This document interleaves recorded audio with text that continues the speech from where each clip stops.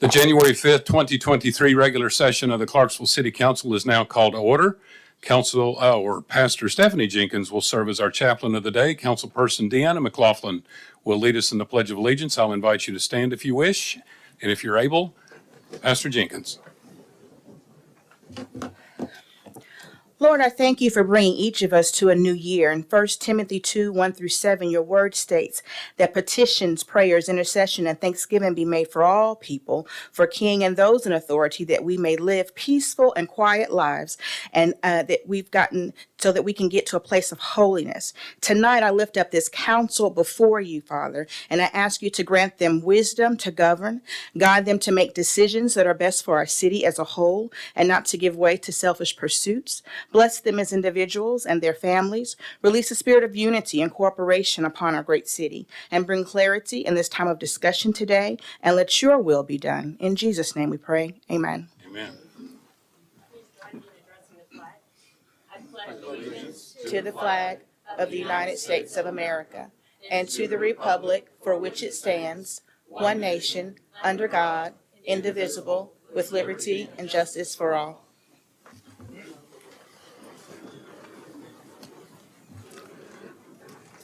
All members, please register your attendance. Madam Clerk, take the roll. All members are present. Thank you, Madam Clerk. Next item on our agenda is Planning Commission report. Councilperson Streetman, you're recognized. Thank you, Mayor. We have 7 items on our agenda tonight.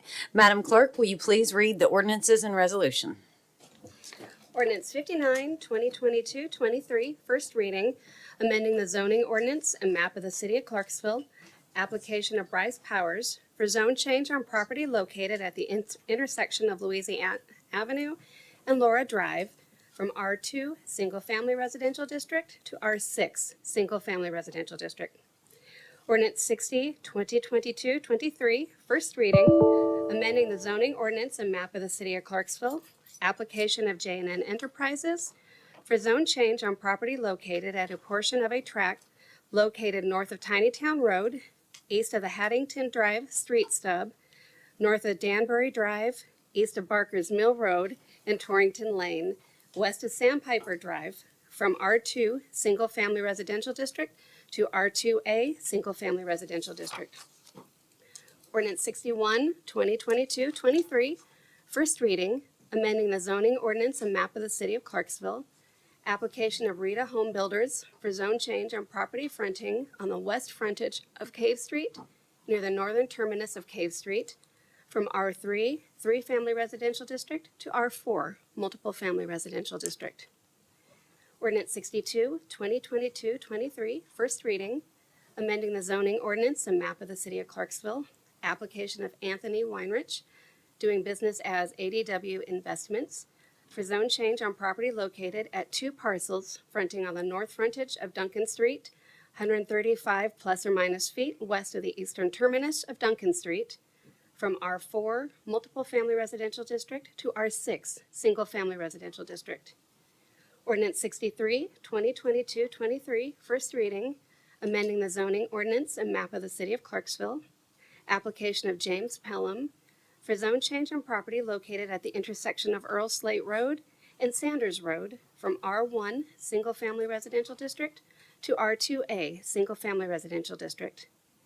Ordinance 64, 2022-23, first reading, amending the zoning ordinance and map of the city of Clarksville, application of Habitat for Humanity for zone change on property located at the intersection of Elder Street and East Union Street from R3, 3-family residential district to R2A, single family residential district, and Resolution 41, 2022-23, a resolution approving the abandonment of unimproved right-of-way south of Warfield Boulevard, east of Stokes Road, and north of Bellamy Lane. Councilperson Streetman. Thank you. Thank you, Madam Clerk. Mayor, I move we go into public hearing. Motion been made and properly seconded to revert to public hearing without objection. We are now in public hearing. First item on our public hearing agenda is Ordinance 59, 2022-23, amending the zoning ordinance and map of the city of Clarksville, application of Bryce Powers. Is there anyone in the audience that wishes to speak in favor of Ordinance 59? If you'll give us your name and address, you have 5 minutes. I'm Bryce Powers, 46 Union Street. I'm representing this application. This consists of one vacant lot that's never been built on, plus an older house on a larger corner lot. And this R6 application would allow the unbuilt lot to be divided into two, and the corner lot potentially have one or two additional lots on that. So right now there's two lots, could go up to 5 maximum. And, this area is in transition. There's a lot of improvements already going on in this area. We just want to kind of be a part of that, and kind of, we feel like this project will complement that already momentum of improvement of this area off of High Point Drive. So happy to answer any questions you might have. Thank you, Mr. Powers. Councilperson Smith, you're recognized. Thank you, Mayor. Mr. Powers, thank you for sharing your information about what you're going to do on this zone change. My question to you is, are you planning to build, 2 homes, single-family homes or apartments or units? I just want a recap on that. Sure, certainly be single-family homes. R6 doesn't allow for apartments, so it'd be just single-family homes. You sure? Yes, ma'am. Okay. Thank you, Mr. Powers. Anyone else have questions for Mr. Powers? Seeing none, thank you, sir. Thank you. Anyone else in the audience wish to speak in favor of Ordinance 59? Anyone in the audience wish to speak against Ordinance 59? If you would, come to the microphone, give us your name and address. You have 5 minutes. Hello, I'm James Orban at 482 Louisiana Avenue. And I've been kind of volunteered into representing my neighborhood there. A lot of disabled vets, a lot of little single homes, in that area. And we just had a concern because nobody's told us what's going there, how it's going there, what's going to be, developed there. One concern we have, I have, city runoff. We have a creek that goes down in through there, and it's in that property too. So we're concerned about the environment and how many homes that you can actually put there. Now, what he said was take 2 lots and divide them into 4. And I just don't see that. I don't see that at all. How many of you have been to that area? It's off on the outside of, the town by Dover. And I'm back up inside into the, the wooded area. But I own an empty lot that's right across from where it's going to be, developed. And our neighbors are like, we're not against having a house built on that vacant lot, but what's going to happen to the other house on the other lot? From what I just heard, that lot was going to be subdivided into 2 lots. So we're just trying to figure out how this is going to work out. We have no plans. I haven't seen anything. All I got was a notice that they were going to change something. So I'm here tonight, on behalf of the residents, also trying to figure out what's going to happen with that area. Thank you, sir. Any questions from Orvin, did you say? Yes. Orvin, Sorry. okay. Any questions for Mr. Orvin? Seeing none, thank you, sir. Okay. Anyone else in the audience wish to speak against this ordinance? Our rules allow for rebuttal. If you spoke in favor of this ordinance and would like to offer rebuttal, you'll have 3 minutes. If you give us your name, please. Bryce Powers again, just to clarify what he had brought up. The lot that faces Laura Drive currently is unbuilt. There'll be 2 houses built there if this zone change passes that face Laura Drive. The corner lot he referenced has an existing house on it that is intended to be left alone, and downhill from that would be a potential 1, possibly 2 additional lots. Mr. Eric Yao owns that lot. I own the vacant lot. We joined our applications together. Eric couldn't be here tonight, so I'm representing him as well. But his intent is to build 1 or 2 lots, houses behind his that face Louisiana. And he mentioned drainage. These lots are nearly at the bottom of the drainage of that area near High Point. It goes straight off into large tracts of land that's owned by the Wind Materials, whatever bought that company out. So we are near the bottom of the drainage, so nothing we would do would increase drainage of anybody upstream, obviously. So, Thank you, Mr. Powers. Any questions? Councilperson Allen, you recognize. So altogether, there would be 5 on this entire. 5 would be the absolute max. Okay. 4 is probably more likely. He hasn't seen plans because obviously we don't do engineering survey until we get through the zoning process. So some of that will be vetted out if this passes and we proceed with surveying and engineering to know whether we're going to have. But 5, that's why I said 5. 5 is the absolute max. Thank you. Any other questions? Thank you, sir.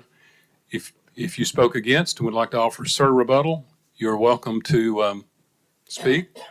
Seeing none, we're now ready for item 2, ordinance 60, 2022-23, amending the zoning ordinance and map of the city of Clarksville, application of J&N Enterprises. Is there anyone in the audience that wishes to speak in favor of ordinance 60? If you would give us your name and address, you have 5 minutes. Mayor, council people. I'm Vernon Wigley, 4740 Highway 41A South. This piece of property we had applied for, well, the developer wanted to do some R6, and then the R2A zone that y'all approved became available. He waited for it, and so it became available, and he applied for rezone. The planning commission didn't go along with it. The staff didn't. They said it was too big, so we cut it in half down to 65 acres. I thought we had worked a compromise out. The staff still went against it. The planning commission voted in favor of it. It's a change that will only increase the lot yield about 10% on this piece of property. It's a big farm. Ultimately, the developer is putting in a transition zone. He'll be coming back for a multifamily block in the future. And while it's all undeveloped, he's trying to set it up trying to plan ahead for the overall product that he's building out there. And I'd be glad to answer any questions if you have any. Thank you, Mr. Weekly. We have questions. Councilperson Butler, you're recognized. Thank you, Mayor. Last week when we talked about this, we were told unknown density. Do you have an estimate on how many units you guys are aiming for? Not exactly. Part of this property has a big drainage basin on it, so that won't yield anything. That was some of the reason why the acreage is as big as it is. Just the estimate without a layout would be probably in the neighborhood of 3.5 lots per acre. Okay, thank you. Thank you. Thank you. Councilperson Reynolds, you're recognized. Yeah, I would like to know once you start building, because this higher density is at the back of the property and not at the front as it normally is. Where will your entrances be and exits, especially when you're developing this? Will this be done first, second, or third phase? And during those phases, where is the community going to come and go from that property? Yes. Well, right to the west of this zone case is Barker's Mill Road, which is a collector road. So I'm sure there's 2 or 3 avenues across from this farm to Barker's Mill Road, and those will be avenues that can be used. When the front part is developed, which may go first, it's just unknown at this time, there'll be also collector roads through this farm. It's sort of a preliminary layout with the planning commission that matches up with the Gordon C Farm across Tiny Town for one major intersection to come in. And so it has multiple outlets to the west and the south and a few to the east. And so it has, it's not bound by just a road. Okay, thank you. Thank you. Councilperson Red, you're recognized. Yes, Mr. Weekly, why are you wanting to do this particular zone and how will it benefit the area? Well, the developer is looking ahead, and while this area is undeveloped at this time, and also the R2 that's to the west of it is also undeveloped at this time, it was a good opportunity to go on and get a transition zone in. So when he comes in with a multifamily zone, it will flow smoothly across the farm.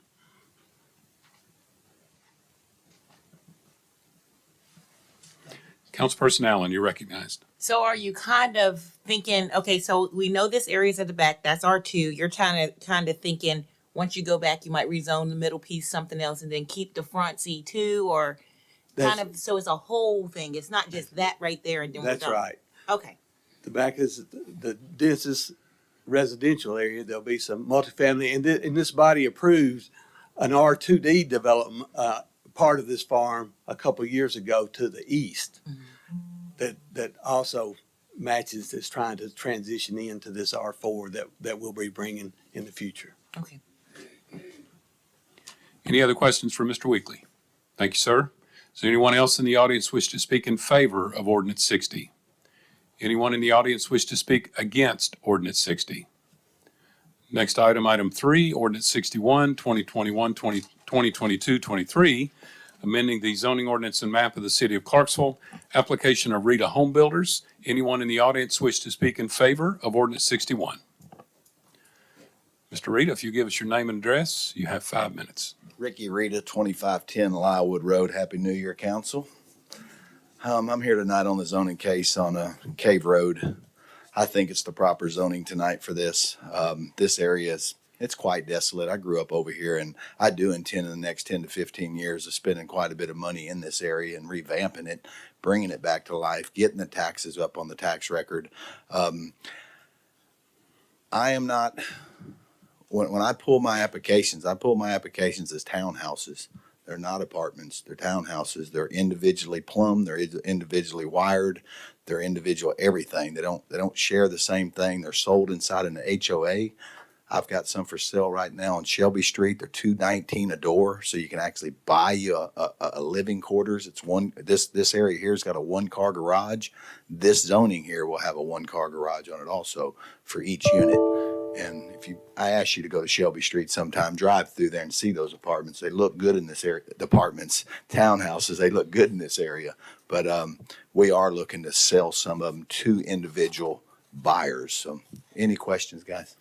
Thank you. We do have a question. Councilperson Holloman, you're recognized. Thank you, Mayor. What's the price point? Is it going to be at around $219 as well? They are. They're listed now. They're on the MLS. The ones that are on Shelby Street, No, for this project that you're trying to get rezoned. Is it going to be around $219 as well? they would, yes, sir. Okay, cool. That's it. Thank you, Mayor. Any other comment or question for Mr. Rita? Councilperson Smith, you're recognized. Thank you, Mayor. Mr. Rita, thank you for sharing information, what you're trying to do. I appreciate that. My concern is this, how many units will this be, these townhouses? How many? This is going to be a total of 12 12. doors. Yes, ma'am. There was question whether I owned a lot next door to it. When I purchased this from the Danko brothers, there was 2 lots on record, but before we took it in for zoning, we brought those into one. So there is no more lot next to me that can be built anymore on that. It's 12 doors.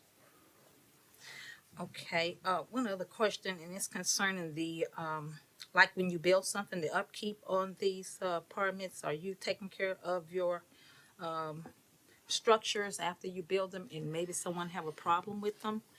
Do you go back and take care of what you promised? If they're inside the HOA, yes, ma'am, the HOA takes care of it, but apartments, No. there is no 1-year warranties on apartments. You don't go back. It's kind of like a used car when you purchase it. And the reason why is because you're normally putting renters in there and they can be rough on your stuff. A renter's not the same as a homeowner. Okay. Yes, All right. ma'am. Thank you, sir. You're welcome. Any other questions for Mr. Rita? Seeing none, thank you, sir. Anyone else in the audience wish to speak in favor of ordinance 61? Anyone in the audience wish to speak against ordinance 61? Next item, item 4, ordinance 62, 2022-23, amending the zoning ordinance and map of the city of Clarksville, application of Anthony D. Wyrich. Anyone in the audience wish to speak in favor of ordinance 62? Anyone in the audience wish to speak against ordinance 62? Item 5, ordinance 63, 2022-23, amending the zoning ordinance and map of the city of Clarksville, application of James C. Pelham. Anyone in the audience wish to speak in favor of ordinance 63? Anyone in the audience wish to speak against ordinance 63? Please, sir, if you would, come to the well.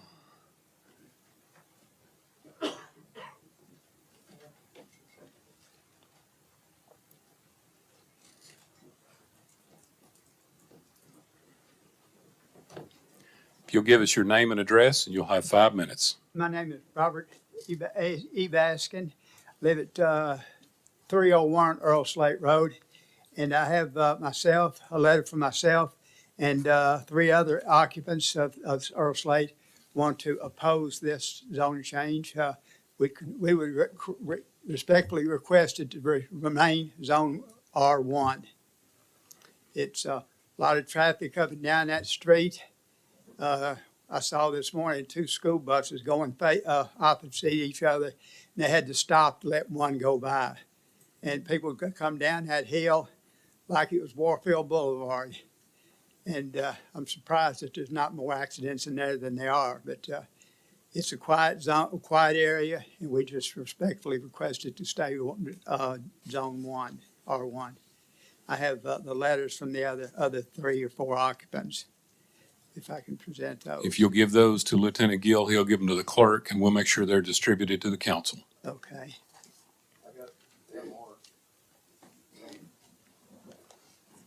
Thank you. Any questions for Mr. Baskin? Seeing none, hearing none, thank you, sir. Anyone else in the audience wish to speak against Ordinance 63? Thank you. We're now ready for, oh, yes, ma'am, please come forward. Sorry. If you would give us your name and address, you have 5 minutes.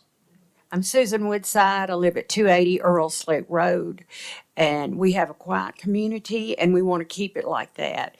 If they do go to R2, it will devalue our property values because we're just single-family homes in that area. We don't even have a sewer system on where I live. It stops at the bottom of the hill.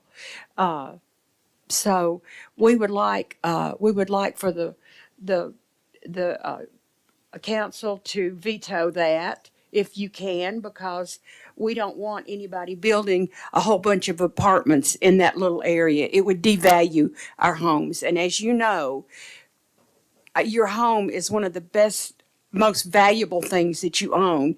And a lot of people are retired on that street, and it would be terrible. And I don't think any of you would want that done to your neighborhood if it devalued your property. Thank you. Thank you, Ms. Woodside. We have a question, I believe, or a comment. Councilperson Streetman, you're recognized. Thank you. I do just want to reassure you as far as the zoning request that is up for tonight is an R2A. So it's not apartments. That is still the single family housing. So it's not apartments that would be available. It's just allowing for smaller lot sizes and more homes would be able to be built on the lot. We're still against it. That I understand. I just wanted to clarify for you. Okay, thank you very much. I'm sorry, we only allowed 2 to speak in favor and against. Thank you. We are now ready for item 6, Ordinance 64, 2022-23, amending the zoning ordinance and map of the city of Clarksville, application of Habitat for Humanity. Anyone in the audience wish to speak in favor of Ordinance 64? Mr. Hedrick, if you'll give us your name and address, you have 5 minutes. Okay. Hi, my name is Sid Hedrick, 2006 Hidden Meadows Drive. 2022, year in review. I left today, my wife said, do these people even like you? And I said, maybe 2 of them. Maybe 2. So this is pretty debatable. Good, okay. So I'm here to debunk the myth that there is no I in team. Okay, you guys, the city council, y'all are Team Clarksville, okay? But individually, each of you have to set forth your votes. You know, what you support, what you don't support, constituents you represent, the decisions that you make. And so I'd like for you guys to all think today, right now, whether it's about this zoning or any other thing that you're here to do for 2023, think about the impact that you're going to make on this community. Okay, so tonight I'm here specifically for Habitat for Humanity. We'd like to ask for zoning on this so that we can subdivide the property that essentially the city gave us last month, I think, or month before last, so that we can make an impact in families' lives through Habitat for Humanity. So I hope you guys will support that, and I'm here to support you. So I hope that your impact from today all the way through the remainder of your tenure is a good one for the community. Thank you, Mr. Hedrick. Any comment or question for Mr. Hedrick? Okay, that's a first. Thank you, sir. Thank you. All right, anyone else in the audience wish to speak in favor of Ordinance 64? Anyone in the audience wish to speak against Ordinance 64? We are now on item 7, Resolution 41, 2022-23, a resolution approving the abandonment of unimproved right-of-way south of Warfield Boulevard, east of Stokes Road, and north of Bellamy Lane. Anyone in the audience wish to speak in favor of Resolution 41? Anyone in the audience wish to speak against Resolution 41? Councilperson Streetman, you're recognized. Thank you, Mayor. I move we go back into regular session. Motion been made to revert to regular session, properly seconded without objection. We're now back in regular session. Councilperson Streetman. As a reminder, all motions upon the advice of legal counsel shall be for approval. Ordinance 59, 2022, 23, first reading, amending the zoning ordinance and map of the city of Clarksville, application of Bryce Powers for zone change on property located at the intersection of Louisiana Avenue and Laura Drive from R2 Single Family Residential District to R6 Single Family Residential District. Both the Regional Planning Commission and staff recommended approval, and I so move. Motion been made and properly seconded in favor of ordinance 59. Any comment or question from council regarding ordinance 59? Councilperson Reynolds, you're recognized. I would just like to say that when I look at the map, that R6 is not in keeping with the neighborhood. There is no R6 in this area, so I will not vote for that because I don't think it matches the community. Anyone else have a comment or question regarding ordinance 59? Seeing none, hearing none, are you ready to vote? All members, please cast your vote. Every member voted. Any member wish to change their vote? Madam Clerk, take the vote. 9 yes, 4 no, 0 abstain. Ordinance 59 is adopted. Councilperson Streetman.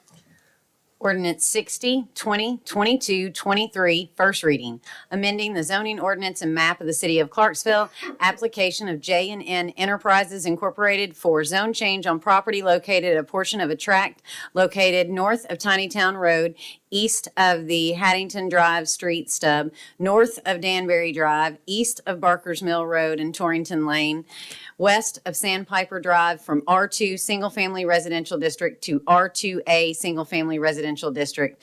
The Regional Planning Commission staff recommended disapproval. The Regional Planning Commission recommended approval, and I so move. The motion's been made and properly seconded in favor of ordinance 60. Any comment or question from members regarding ordinance 60? Councilperson Reynolds, you're recognized. Yeah, I would just like to say that, just remind everyone that the reason that it was disapproved by the planning commission is because the denser population is at the back of this neighborhood, and that is not typically how these are designed. It's supposed to be, so everybody has to drive through the neighborhood to get to the back of it, and that's putting more traffic on roads that are not really developed to handle the traffic. Councilperson Zacharias, you're recognized. Thank you, Mayor. All right, so we're back on Tinytown. Everybody knows how I feel about adding density to Tinytown. I just want to share a personal anecdote.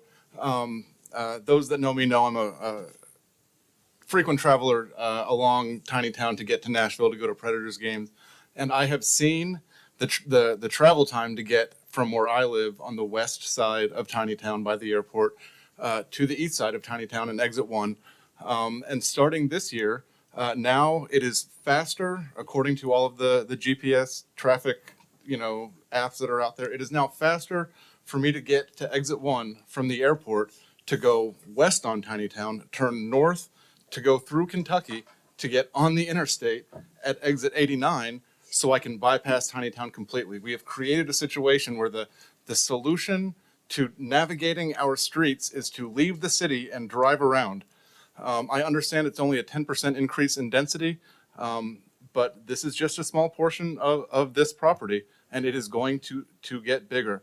If Tinytown is overcrowded to the point that we need to raise taxes and include it in Transportation 2020, then I still think, I continue to preach that it is reckless and irresponsible to continue adding density to that road until that plan has a chance to address the traffic concerns that are already there. Thank you. Thank you. Councilperson Allen, you're recognized. So, on Tinytown, as for the Transportation 2020 plan, to address what the previous speaker said, isn't there some things in the transportation plan already for Tinytown that we're looking at? Sidewalks. And then the rest of that's supposed to happen on that road is responsibility of the state, like the lights and all that other stuff. There's one traffic signal that the Department of Transportation has planned, additional traffic signal for Tinytown Road.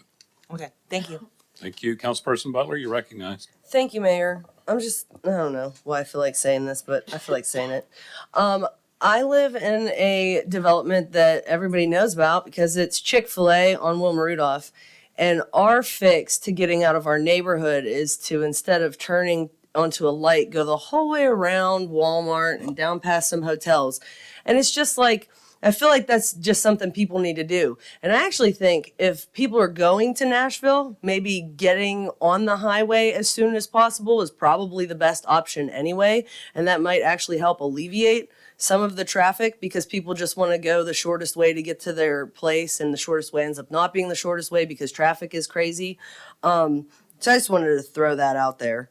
Just that, I mean, I wish the citizens knew there are alternate routes to get where you're going if you look on Google Maps and it's clogged up. Thank you. Apparently through Kentucky. Okay. Councilperson Red, you're recognized. Thank you. Well, the previous speaker stole a lot of my thunder there, but before this can be built, the site plan will have to go through, and then you're going to have the construction phase.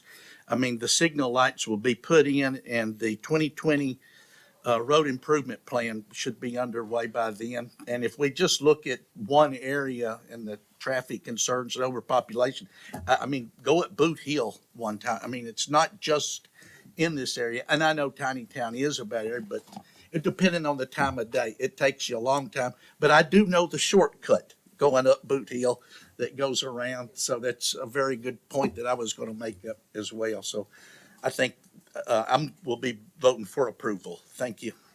Thank you. Any other comment or question from council regarding ordinance 60? Councilperson Reynolds, you're recognized. Yeah, I wanted to just add something as we're telling people to cut through neighborhoods. You know, that's kind of the speeding through the neighborhoods is the issue. And just as a public safety statement, I'd like to tell people that a pedestrian struck by a vehicle reaches 10% at impact speed for severe injury at 16 miles an hour. Their severe injury at 25 is likely at 25% at 23 miles per hour. If you're doing 31 miles per hour in a neighborhood and you strike a pedestrian, you're 50% likely to cause severe injury. And at 39 miles per hour, you're 75% likely to cause severe injury. So as we're telling people to cut through neighborhoods, please slow down. Councilperson Butler, you're recognized. Thank you, Mayor. In response to the previous speaker, I mean just alternate routes. It doesn't necessarily mean to go through a neighborhood. And just because I had someone call me today about it, I just want to remind people that when you're walking somewhere that has crosswalks, please utilize the crosswalks. Someone actually called me about this today. The city, you, taxpayers spent a lot of money on the crosswalks and the sidewalks. Please use them because we did have another pedestrian death this week, and it's awful to keep hearing about that. And I'm not saying that one was because of this, but I am saying we have pedestrian deaths and we really need to be utilizing the safety measures that we have taken time to implement. Thank you. Councilperson Red, you're recognized. Thank you, Mayor. And I too did not say to go through neighborhoods, but to take an alternate route. And as like the previous speaker said, and I hope I did not make the implication to go speeding through a neighborhood because I don't think I said speeding, but that's all I have. Thank you. Anyone else wish to have a comment or question regarding ordinance 60? Seeing none, hearing none, are you ready to vote? All members, please cast your vote. Every member voted. Any member wish to change their vote? Madam Clerk, take the vote. 10 yes, 3 no, 0 abstain. Ordinance 60 is adopted. First reading. Councilperson Streetman, you're recognized. Thank you, Mayor. Ordinance 61, 2022, 23, first reading, amending the zoning ordinance and map of the city of Clarksville, application of Rita Home Builders, Inc. for zone change on property fronting on the west frontage of Cave Street near the northern terminus of Cave Street from R3, three-family residential district to R4, multiple family residential district. Both the staff and the Regional Planning Commission recommended approval, and I so move. Motion been made and properly seconded in favor of ordinance 61. Any comment or question from council regarding ordinance 61? Seeing none, hearing none, are you ready to vote? All members, please cast your vote. Every member voted. Any member wish to change their vote? Madam Clerk, please take the vote. 12 yes, 1 no, 0 abstain. Ordinance 61 is adopted. First reading. Councilperson Streetman, you're recognized. Ordinance 62, 2022, 23, first reading, amending the zoning ordinance and map of the city of Clarksville, application of Anthony D. Winrich, doing business as ADW Investments LLC for zone change on property located at 2 parcels fronting on the northern frontage of Duncan Street, 135 plus or minus feet west of the eastern terminus of Duncan Street, from R4 multiple family residential district to R6 single family residential district. Both the Regional Planning Commission and the staff recommended approval, and I so move. Motion been made and properly seconded in favor of ordinance 62. Any comment or question from council regarding ordinance 62? Seeing none, hearing none, are you ready to vote? All members, please cast your vote.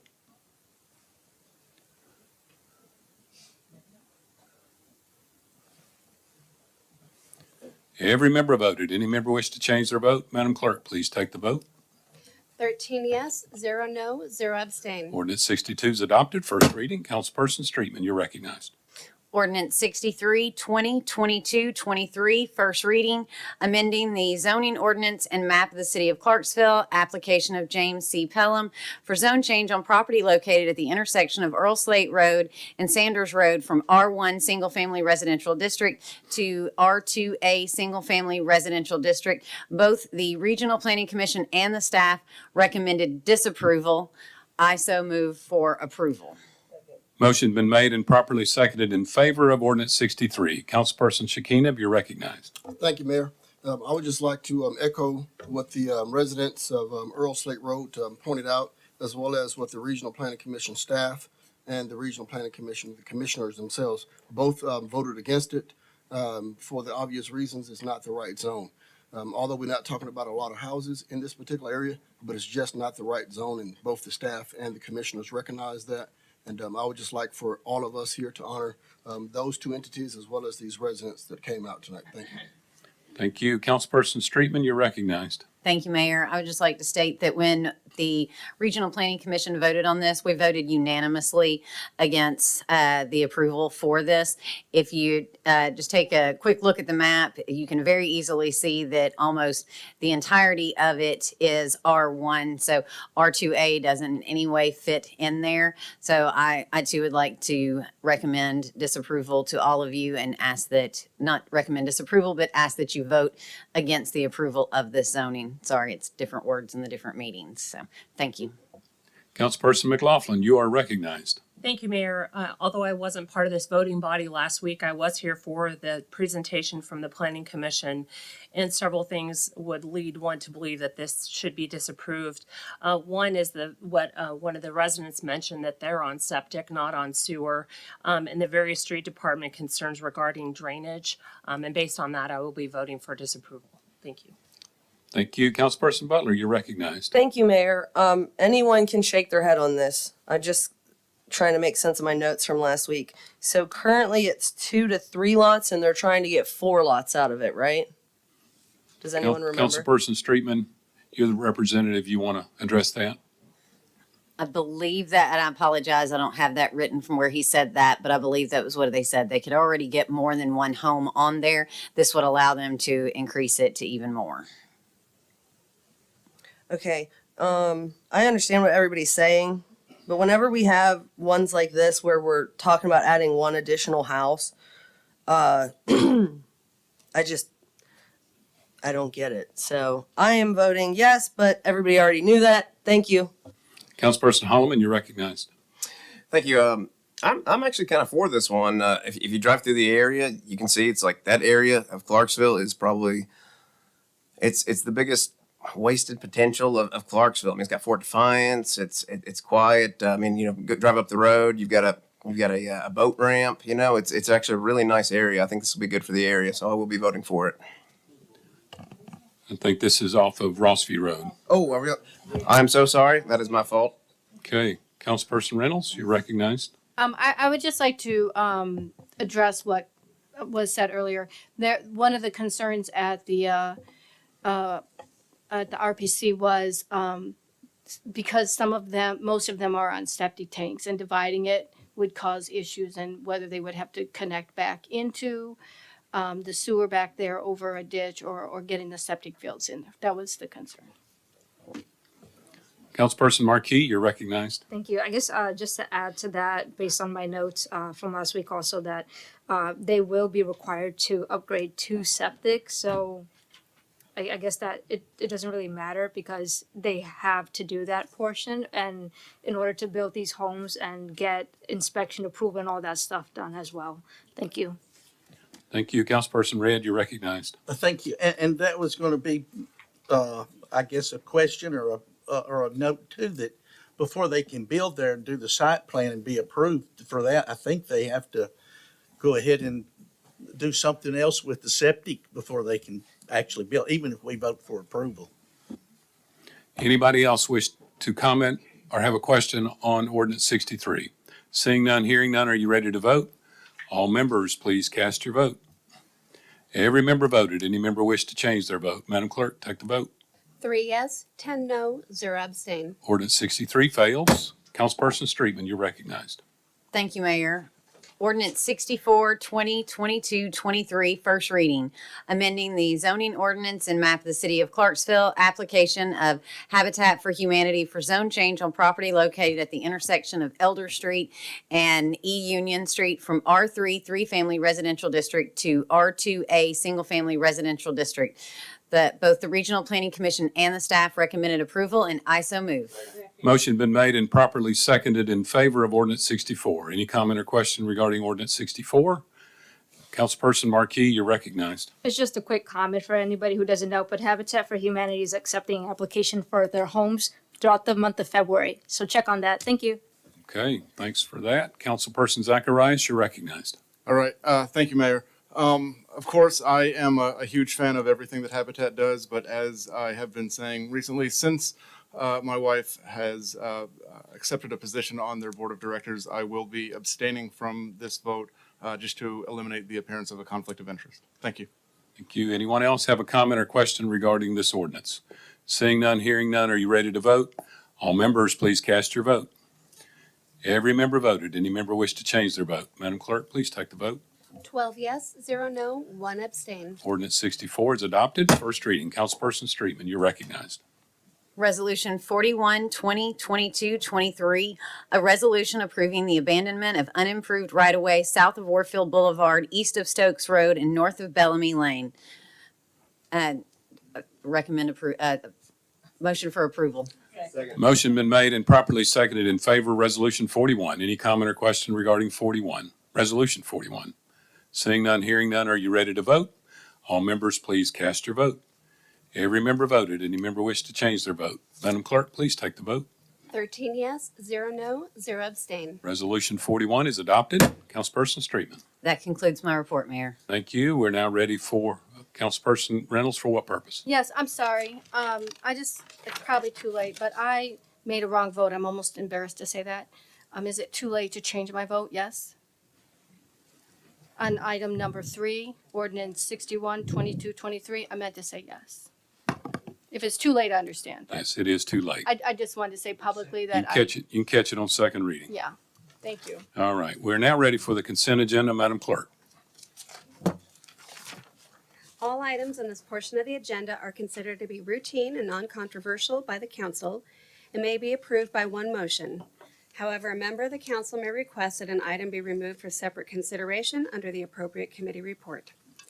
Ordinance 50, 2022, 23, second reading was postponed from the December 1st meeting, amending the zoning ordinance and map of the city of Clarksville, application of universal exports for zone change on property fronting the western terminus of Pruitt Lane, south of Pruitt Lane, and west of Whitfield Road from AG Agricultural District to R4 Multiple Family Residential District.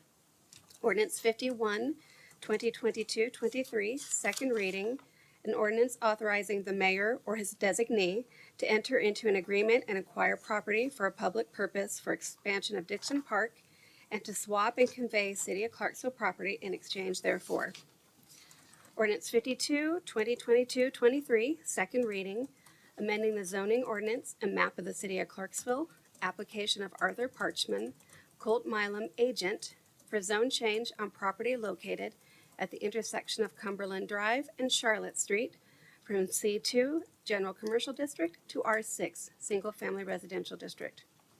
Ordinance 53, 2022-23, second reading, amending the zoning ordinance and map of the city of Clarksville, application of Rita Home Builders for zone change on property located at the intersection of Airport Road and Cinderella Lane from R1 Single Family Residential District to R2A Single Family Residential District.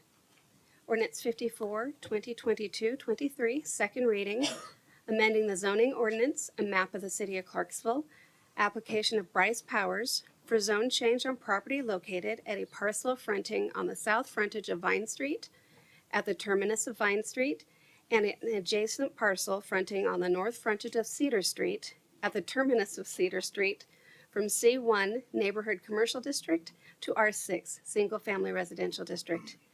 Resolution 44, 2022-23, a resolution approving appointments to the Designations Board, Parking Commission, and Regional Planning Commission, and the adoption of minutes from December 1st, 2022.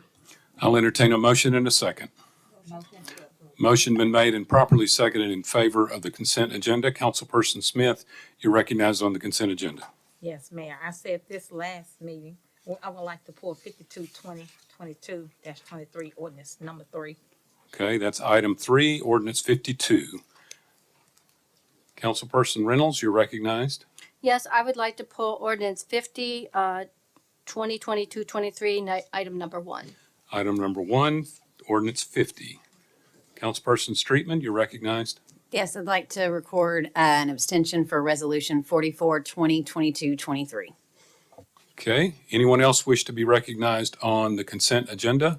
We'll take up those two items without objection after the Finance Committee report between Finance and Gas and Water.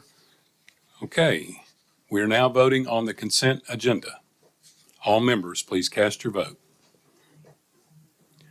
Every member voted. Any member wish to change their vote? Madam Clerk, take the vote.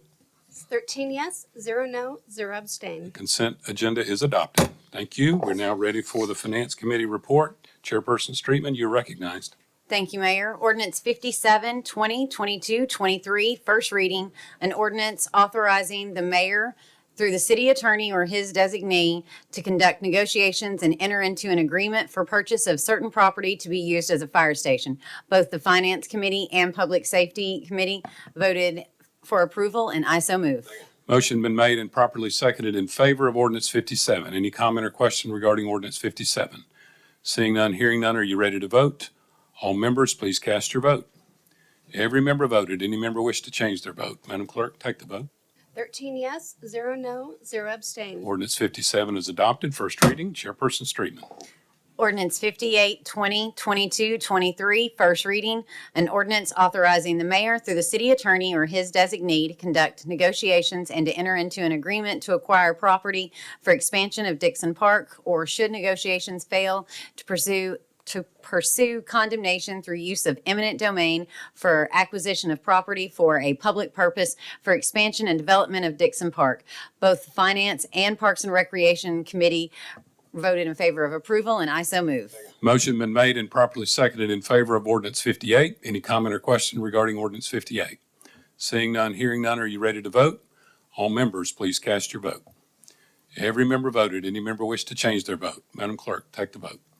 11 yes, 2 no, 0 abstain. Ordinance 58 is adopted. First reading. Chairperson Streetman. Thank you, Mayor. Ordinance 65, 2022-23, first reading, an ordinance amending the operating budgets for fiscal year 2023 for governmental funds. Ordinance 146, 2021-22, to add additional funding to the Capital Projects Fund and General Fund, amend the Pandemic Relief Fund and the Vehicle Replacement Fund. The Finance Committee voted in favor of approval, and I so move. Motion been made and properly seconded in favor of ordinance 65. Any comment or question? Seeing none, hearing none, are you ready to vote? All members, please cast your vote. Every member voted. Any member wish to change their vote? Madam Clerk, take the vote, please. 11 yes, 2 no, 0 abstain. Ordinance 65 is adopted. First reading. Chairperson Streetman. Resolution 42, 2022-23, a resolution authorizing retirement of a patrol service dog, Vader, from K-9 unit and donation to police officer Casey Stanton. Both the Finance and Public Safety Committee voted in favor of approval, and I so move. Motion been made and properly seconded in favor of ordinance 66. Any comment or question regarding ordinance 66? Seeing none, hearing none, are you ready to vote? All members, please cast your vote. Every member voted. Any member wish to change their vote? Madam Clerk, please take the vote. 13 yes, 0 no, 0 abstain. Ordinance 66 is adopted. First reading. Chairperson Streetman. That concludes my report, Mayor. Thank you. We'll now take up the two items pulled from the consent agenda. In order, item 1, ordinance 50, 2022-23, amending the zoning ordinance and map of the city of Clarksville, application of Universal Exports LLC for zone change on property fronting the western terminus of Pruitt Lane, south of Pruitt Lane, and west of Whitfield Road from AG Agricultural District to R4 Multiple Family Residential District. Councilperson Reynolds, you pulled that, so I'll recognize you for a motion. Yes, I move to postpone ordinance 50, 22-23 until the February 2023 regular session. Do I hear a second? Second. Motion been made and properly seconded to postpone ordinance 50. Councilperson Allen on the motion to postpone. Yes, is postponing this, because this one was, no, I'm sorry. I was just gonna say, is that gonna affect the planning commission stuff? I know there's 100 days something. There is 100 days. Councilperson Reynolds, you wish to address that question? Yeah, I actually had more. The property owner, Mr. Dan Purse, spoke with Mr. Tyndall, and this deferral is still within the 100 days allowable for the ordinance. Mr. Purse indicated that this would allow him to make an informed decision of whether to rezone or not. They're still working through things. That answer your question? Yep. Okay. Thank you. Councilperson Butler on the motion to postpone? Yes, thank you, Mayor. Just to confirm, the requester asked for a postponement. Thank you. Okay. Any other comment or question on the motion to postpone? Seeing none, hearing none, are you ready to vote on the motion to postpone ordinance 50? Every member cast your vote. Every member voted. Any member wish to change their vote? Madam Clerk, take the vote. 13 yes, 0 no, 0 abstain. Motion to postpone passes. We're now ready for item 3, ordinance 52, 2022-23, second reading, amending the zoning ordinance and map of the city of Clarksville, application of Arthur Parchman, Colt Milam agent for zone change on property located at the intersection of Cumberland Drive and Charlotte Street from C2 General Commercial District to R6 Single Family Residential District. Councilperson Smith, did you pull that? Yes, okay, you pulled that. I'll recognize you for a motion to approve. You or already read it. postpone. Thank you, Mayor. You already read it, so I'll accept that as a motion and I'll just second it. How about that?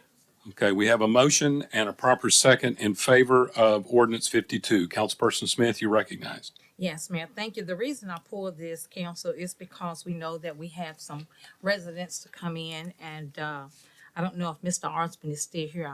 Okay, Mr. Osborne is still here along with other residents in that area. They provided me a petition against this for, and I will have it attached to the minutes on next meeting.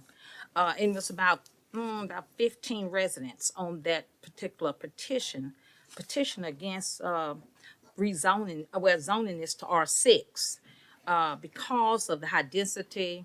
The narrow road, I drove through there. One car can only get through that particular area on Charlotte.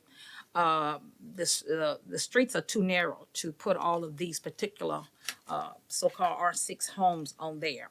I think there were also the complaint about traffic congestion, flooding in the back of his yard. He showed us some videos. I don't know if Ms. Canfield put the videos up, but he sent videos to all of you. I don't know if you all received them, but there was flooding in his backyard. It's like a ditch down in there. And so the area is just not fit to build any more homes or anything over there right now. I think I'm going to ask you all to vote against this and let the Planning Commission go back and rethink this over. Thank you, Mayor. Councilperson Allen, you are recognized. So this was one that I also voted against last time, and with just recently there were 2 accidents in that area. The road is very narrow, and the houses that they're planning on building. What bothers me about this one is it keeps we cannot get an estimate. It's saying that the topography is restricted, so we really don't know until site plan, and so we really don't know what we're bringing to that corner. So I would ask also that you guys vote this down. Councilperson Butler, you're recognized. Thank you, Mayor. So I just wanted to bring to my colleagues' attention that C2 General Commercial District lets you build so much stuff. Like, not just a couple single family houses. Unfortunately, this is the wrong agenda, so I don't remember how many they can build there, but we're talking hotel, motel, retail, crematoriums. I mean, like, the C2 allows for a lot of different uses that would absolutely have more traffic and all kinds of other stuff than R6, in my opinion. It's second reading, unfortunately. I just looked over the stuff on C2, but C2 has a lot of uses. And I just want to bring that to everyone's attention because it's already zoned C2 and they can build any of that C2 stuff on there. So I just wanted to bring that to everyone's attention. Thank you. Councilperson McLaughlin, you are recognized. Thank you, Mayor. A prior speaker mentioned the topography, and when this came up for the first reading, there was discussion about it would be limited the number of homes that could be put on here because of topography. Yet off Crossland Avenue, there's R6 where they built retaining walls to address topography issues. So my concern is that more could be built on this than what was originally spoken to this body last time. So I will be voting no. Thank you. Councilperson Allen, you're recognized. So I spoke to one of the residents about this, and I did explain to them that, it's already zoned for C2. If they wanted to keep the frontage and then build something behind it, they could do all those things to that. And they said the residents basically said, well, we'll cross that bridge when we get to it, but right now this is not what's good for our community. So I will still be voting no on this. Councilperson Streetman, you're recognized. Thank you. I just wanted to kind of go over some of the staff recommendations here, and that it's not out of character with the surrounding development pattern and is consistent with other R6 zoning requests in the South Clarksville planning area. It's also been identified as having environmental constraints, which is one of the factors that necessitated creating the R6 single-family zoning classification. A drainage concern has been identified in the area and will be required to be addressed at the development stage. The R6 zoning classification reduces the intensity of uses and mixed use potential of the C2 zoning classification.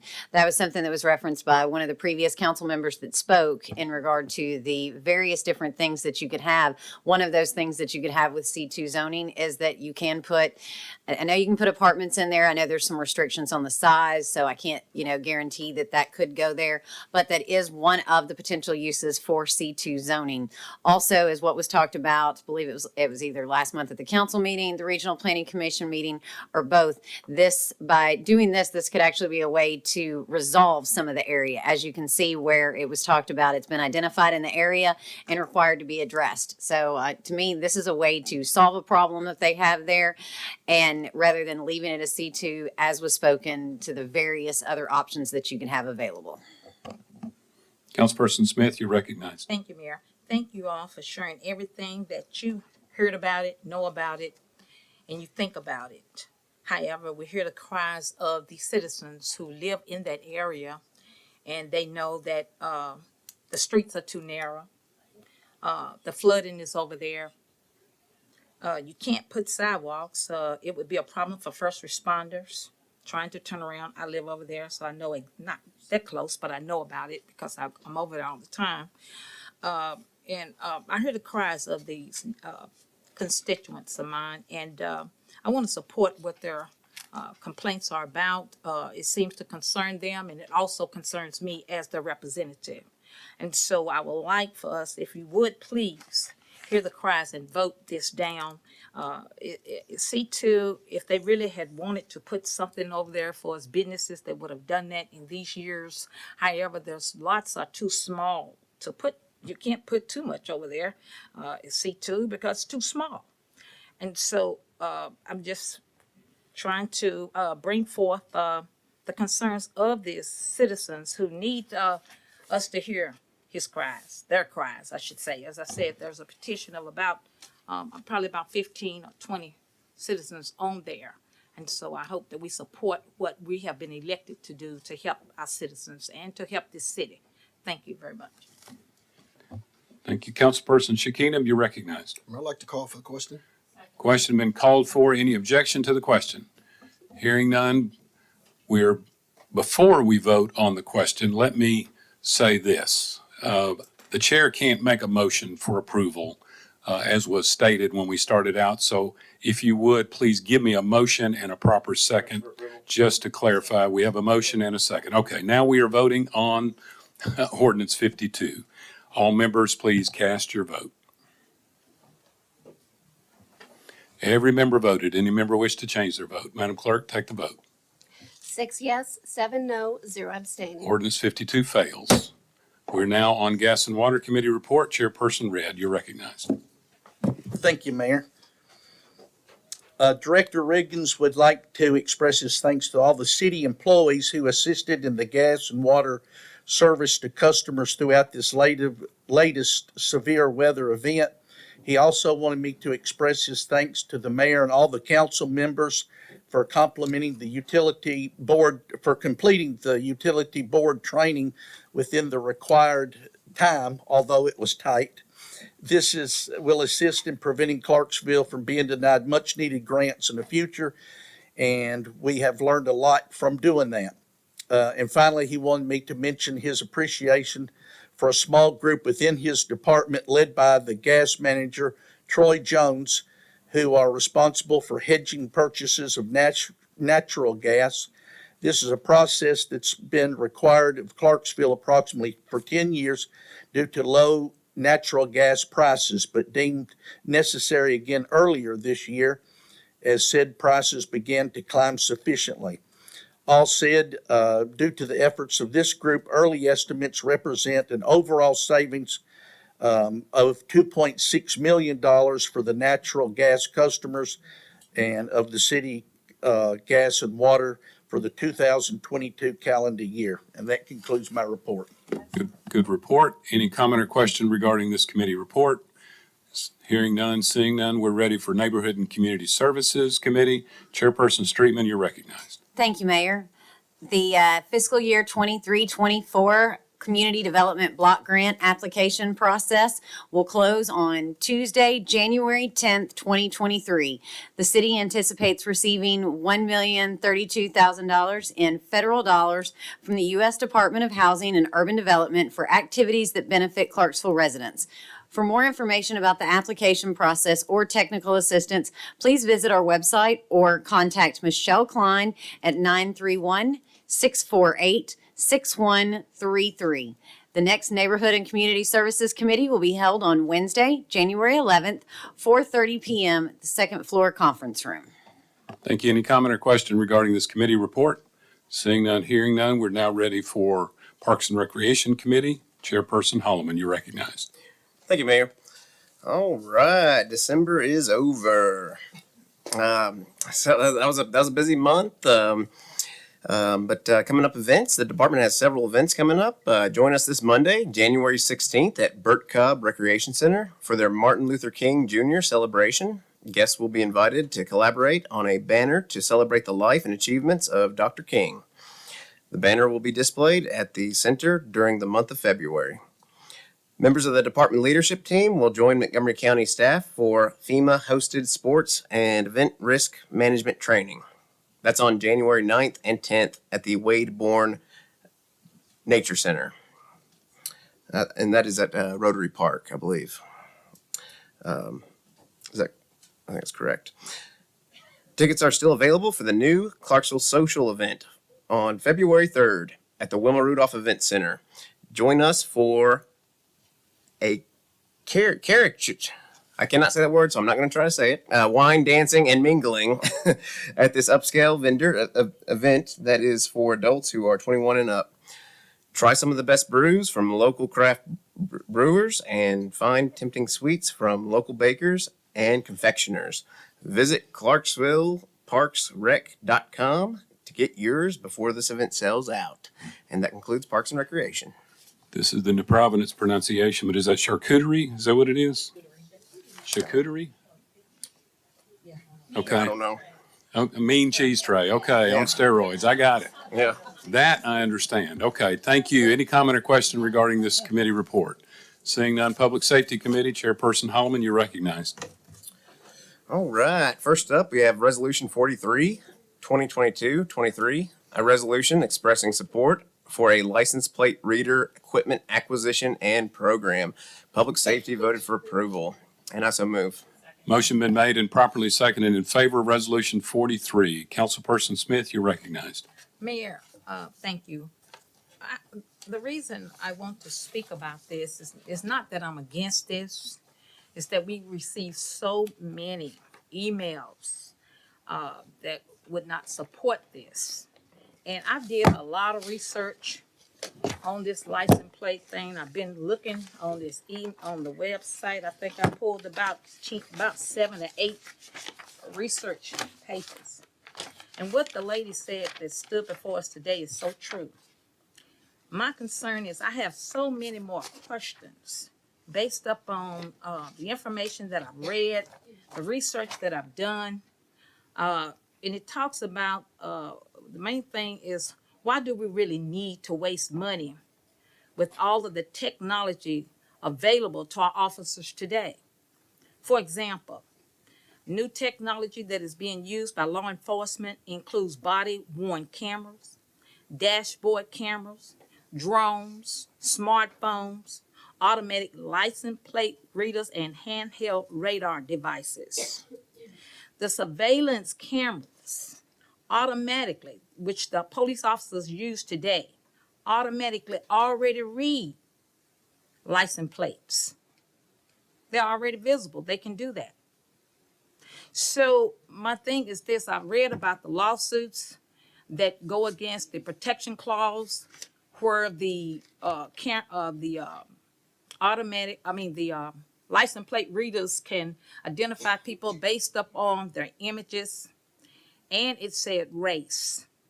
I just feel like that there's going to be some lawsuits that's already been brought forth in different states. I pulled up some lawsuits, and I won't go into all of them, but I can pass this information around to you. One guy who was pulled over, and I'll make it simple and short. He was arrested and falsely identified. And then I read more stuff where it said 98% of the time the identification is wrong. So I'm saying we already have a lot of technology being used by police officers, body-worn cameras, smartphones. We have these dashboard cameras in the police cars. Why do we need to get these license plate readers? That's going to cause us to really invade our privacy as citizens. It identifies everywhere you go, every time you pass by one, who's in your car or how many in the car. It knows everything about you. Then I'm concerned also about the unreasonable search and seize. And that's against the Fourth Amendment. But so why do we really need these? I'm not against police trying to quickly decrease crime. But when I ask the question, are there any statistics, any evidence that it has decreased crime? I didn't get that. I didn't get the answer. So I'm still trying to find that answer. I have read a lot of stuff on this, and it concerns me because I'm taking a law class right now. And some of the stuff that was said by the young lady that was standing there, she told the truth. So I've got a lot of complaints that, they don't want this. It's going to cost a lot of money. A lot of money. I'm not against what the police officers are trying to do, but I need some statistics. I need something to show me that people are not going to be harassed, that people are not going to be falsely identified. Let me see what it says about Tennessee. Let's see, can I find it? I got so much research. Hold on right quick. There are certain states, based upon their law, they can hold our personal identification, private information. In Tennessee, I read 90 days. However, they can take that information and share it with other states, other police officers all around this world. We have no privacy. So what do? We already have cameras, body cams. We have all these things I named that we do today. Why do we want to cause more trouble for our citizens? Our privacy is invaded when we put up these types of technologies. And you know what? They can put these on the police cars as well. They can be put on police cars. They can be put on poles. They can be put up anywhere. He told us state streets. But what I read in the research, they can be put up anywhere, on the police cars. I'm not against this. I am against invading people's privacy because the Fourth Amendment says we have that right to not be invaded.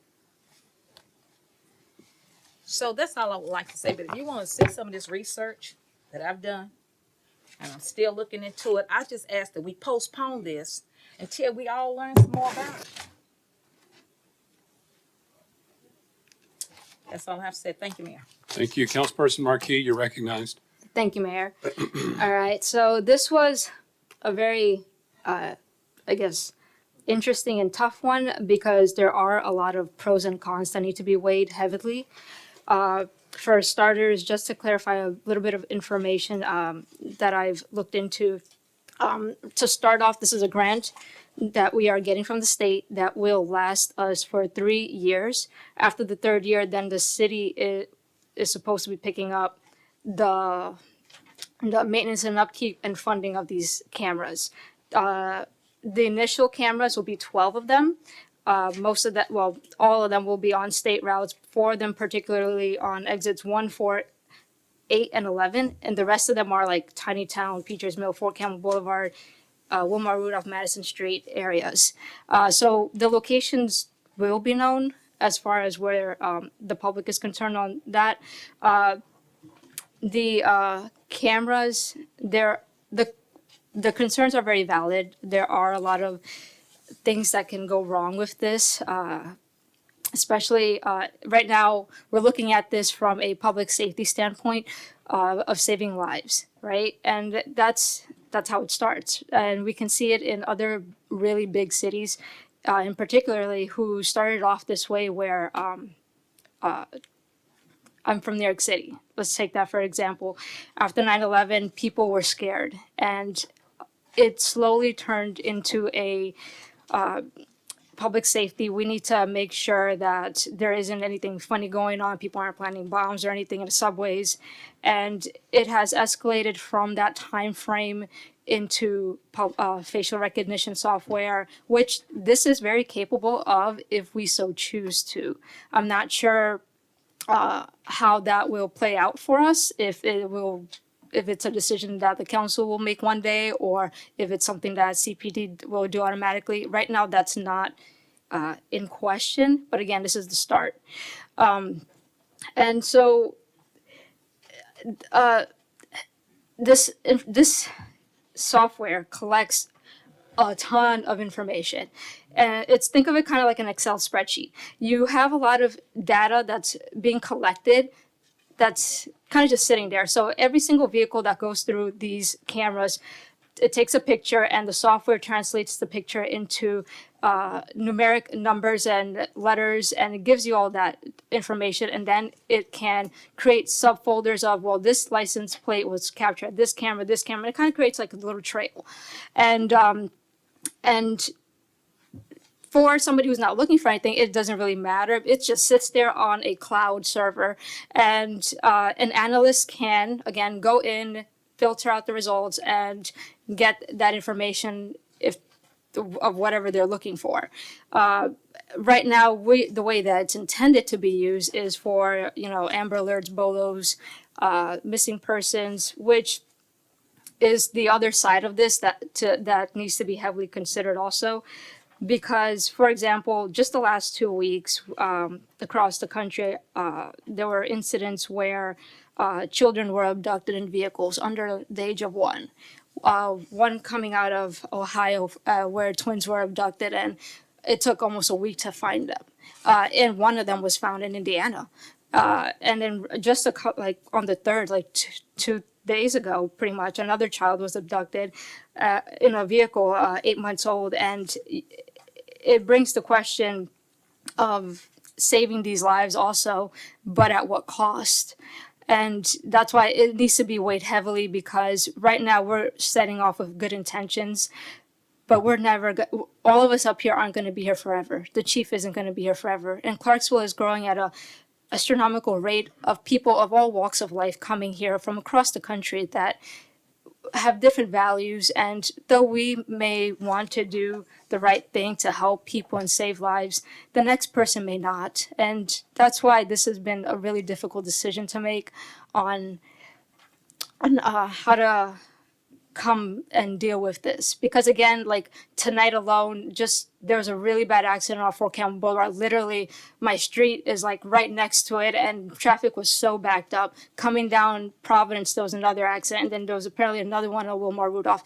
Officers were at these locations where, what if there was a missing child or another Amber Alert or Silver Alert that they could have been needed in those other situations that the cameras could alleviate it. Again, it's a heavy subject to weigh. There's a lot of cons and then there's a lot of pros. And I guess I have a couple more minutes before I can actually make my vote and figure it out. It's difficult. But yeah, thanks for listening to me. Councilperson Reynolds, you're recognized. Yes, thank you. I would like to reiterate a couple points from last week. Clarksville is one of the safest cities in the state of Tennessee, and our police force, as Councilperson Marquis stated, they do a great job, and my concerns are not for the current leadership, but for the future.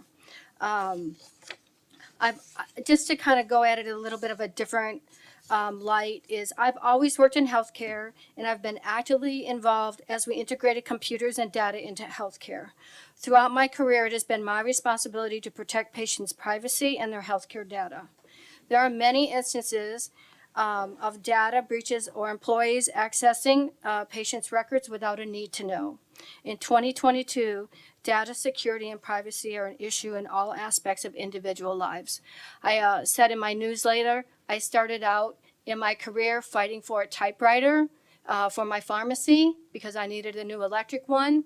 And right before I left, the conversations at the budget table were, do we build a new OR suite or do we harden our IT security? And the IT security took place in healthcare over the OR suite because of the amount of tax for the data that we had. I also received a note from a person I worked, who was like my supervisor at Fort Campbell, and he expressed some of my same concerns, but I was always a computer user, and he was actually the IT background. And so some of what he said was actually better phrased than I was able to do that. And so I just want to read some of his note. This is obviously part of a statewide mass surveillance initiative. Today's newspaper article, so he read some of the articles in the Clarksville Now, makes many vague statements about accountability and transparency, but provides no details. If it goes to a cloud that is owned by us, who is the us? Actually, I think it's Motorola owns the cloud, and it's part of a statewide contract. So if it is not a cloud, typically that service is owned by another entity. I would not be surprised if the cloud is actually owned and operated by the vendor, and I believe that it is owned and operated by the vendor. Like HIPAA, any audit and oversight requirements and obligations must flow to the actual operator of the cloud service. The City Council must define how this information may be used, how it must be protected. We shall install some internal audits quarterly and with this program just to ensure that our administrators and those who have been granted access to view the software are complying with the policies and standards that are set. That was a quote in the paper. He said that he felt that the oversight statements were too vague. It appeared that the Fox was guarding their own henhouse. These audit parameters need to be, now this is back to the healthcare parameters. These audit parameters need to be very specifically defined, and the audits must be provided by a third party not associated with the vendor, the city, or the police department. At a minimum, access list by name and level of access, number of times the system was accessed, search parameters and user, dates and times of file deletions signed by the person deleting the files, along with monitoring start and stop dates. And it kind of goes on for more detail. I don't think that we've thought out the detail of the audits and access correctly. Also, there must be punitive actions provided and enforced in the case of abuse of the system, e.g. stalking wives, girlfriends, family members, or some person an officer thought was attractive. These are instances of abuse that have been documented in other systems. And the audits must be published. He also wrote, how will return on investment or total cost of ownership be determined? Do they even care about ROI or TCO? Is the price quoted monthly or yearly? So he had, these are very high level concerns that I don't think have been addressed adequately for my vote to say yes.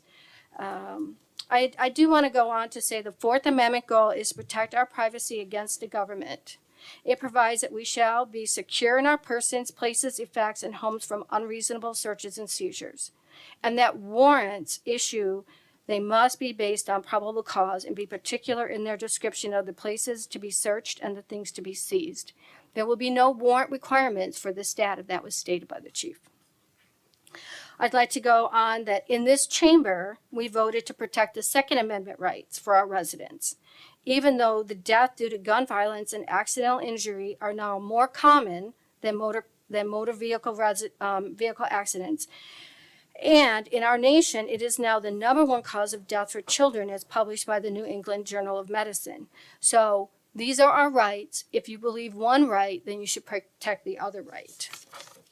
And as alluded by a previous speaker, Black children, especially Black boys, were killed more than any other group by firearms.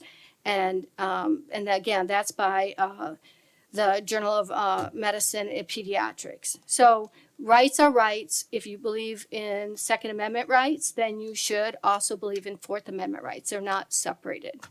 Thank you. Councilperson Butler, you're recognized. Thank you, Mayor. First of all, I would like to say thank you to Miss Donna Reed.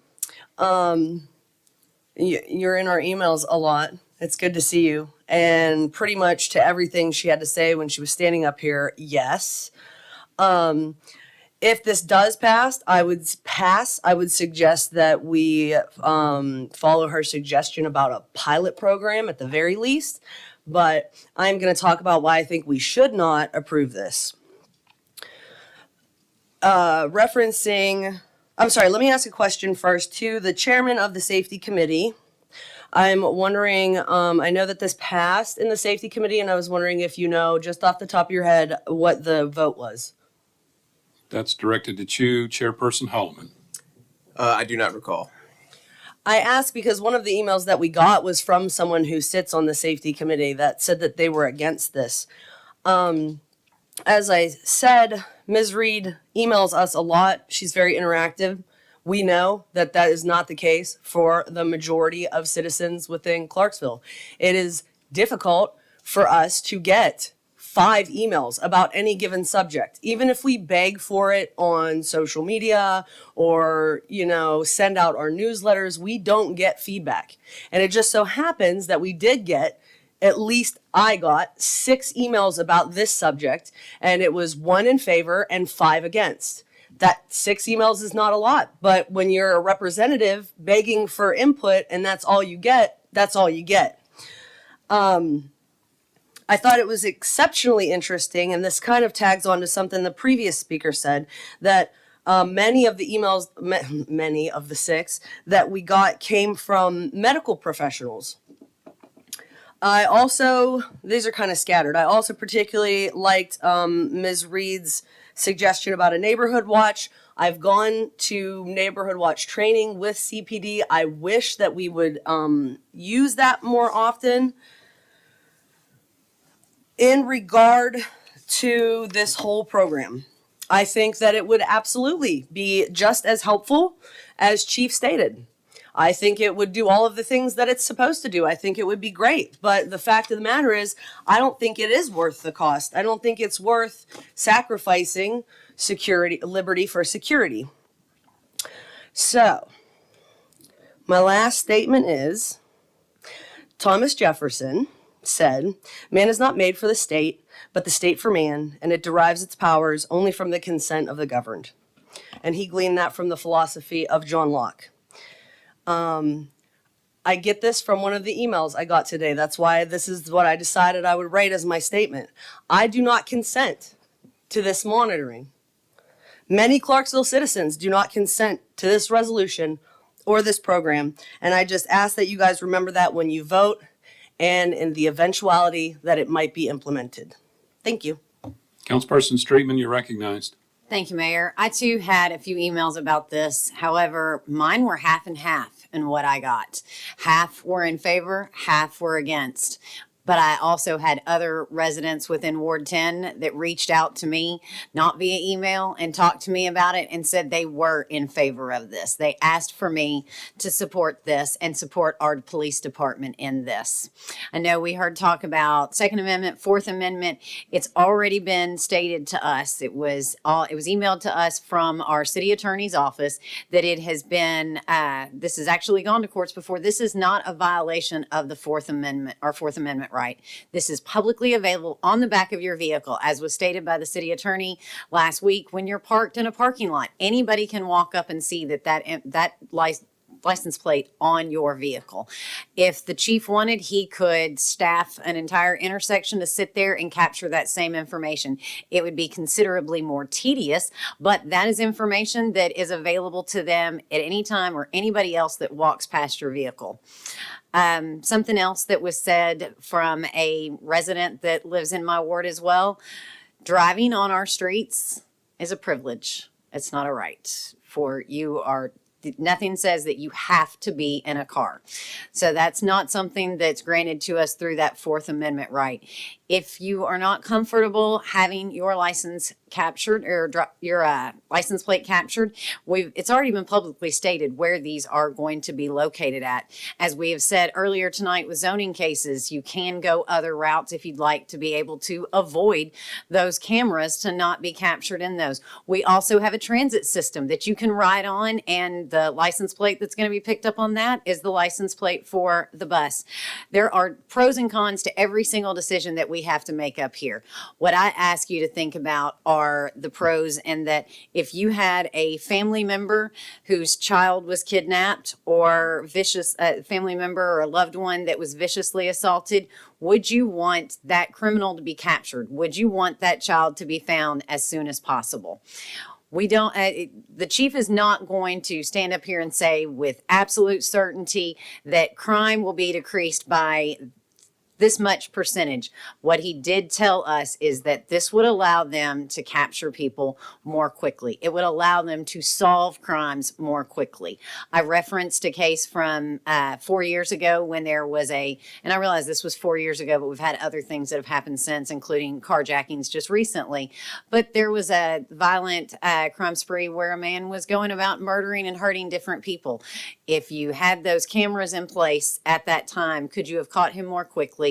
Could you have stopped some of that from happening before it did? Many years ago, there was an instance where two young ladies were kidnapped from a local business, and they were taken, and they ended up being murdered in a park. They laid there and died. Had those cameras been in place at that time, could they have been found in time before they died? The chief also referenced an instance where there was someone who took their life. They were trying to find this person. If they would have been able to find him, again, could that life have been saved if they could have found them more quickly? I'm in support of this. I trust Chief Crockerell. Not only do I trust Chief Crockerell and believe in and respect who he is, I respect his entire department and everybody that works underneath him. That is the culture that has been bred there, especially with him. So it's not just thinking about him as this chief, it's thinking the next chief as well. I believe it's going to come from that same culture because that's who our police department, is, and that's the type of people that I'm going to support. I would ask that you stand with our police department and give them any tool that they can get that's going to help them in protecting our citizens here in Clarksville, Tennessee. I would ask that you vote for this. And as it was stated last week that this is a resolution.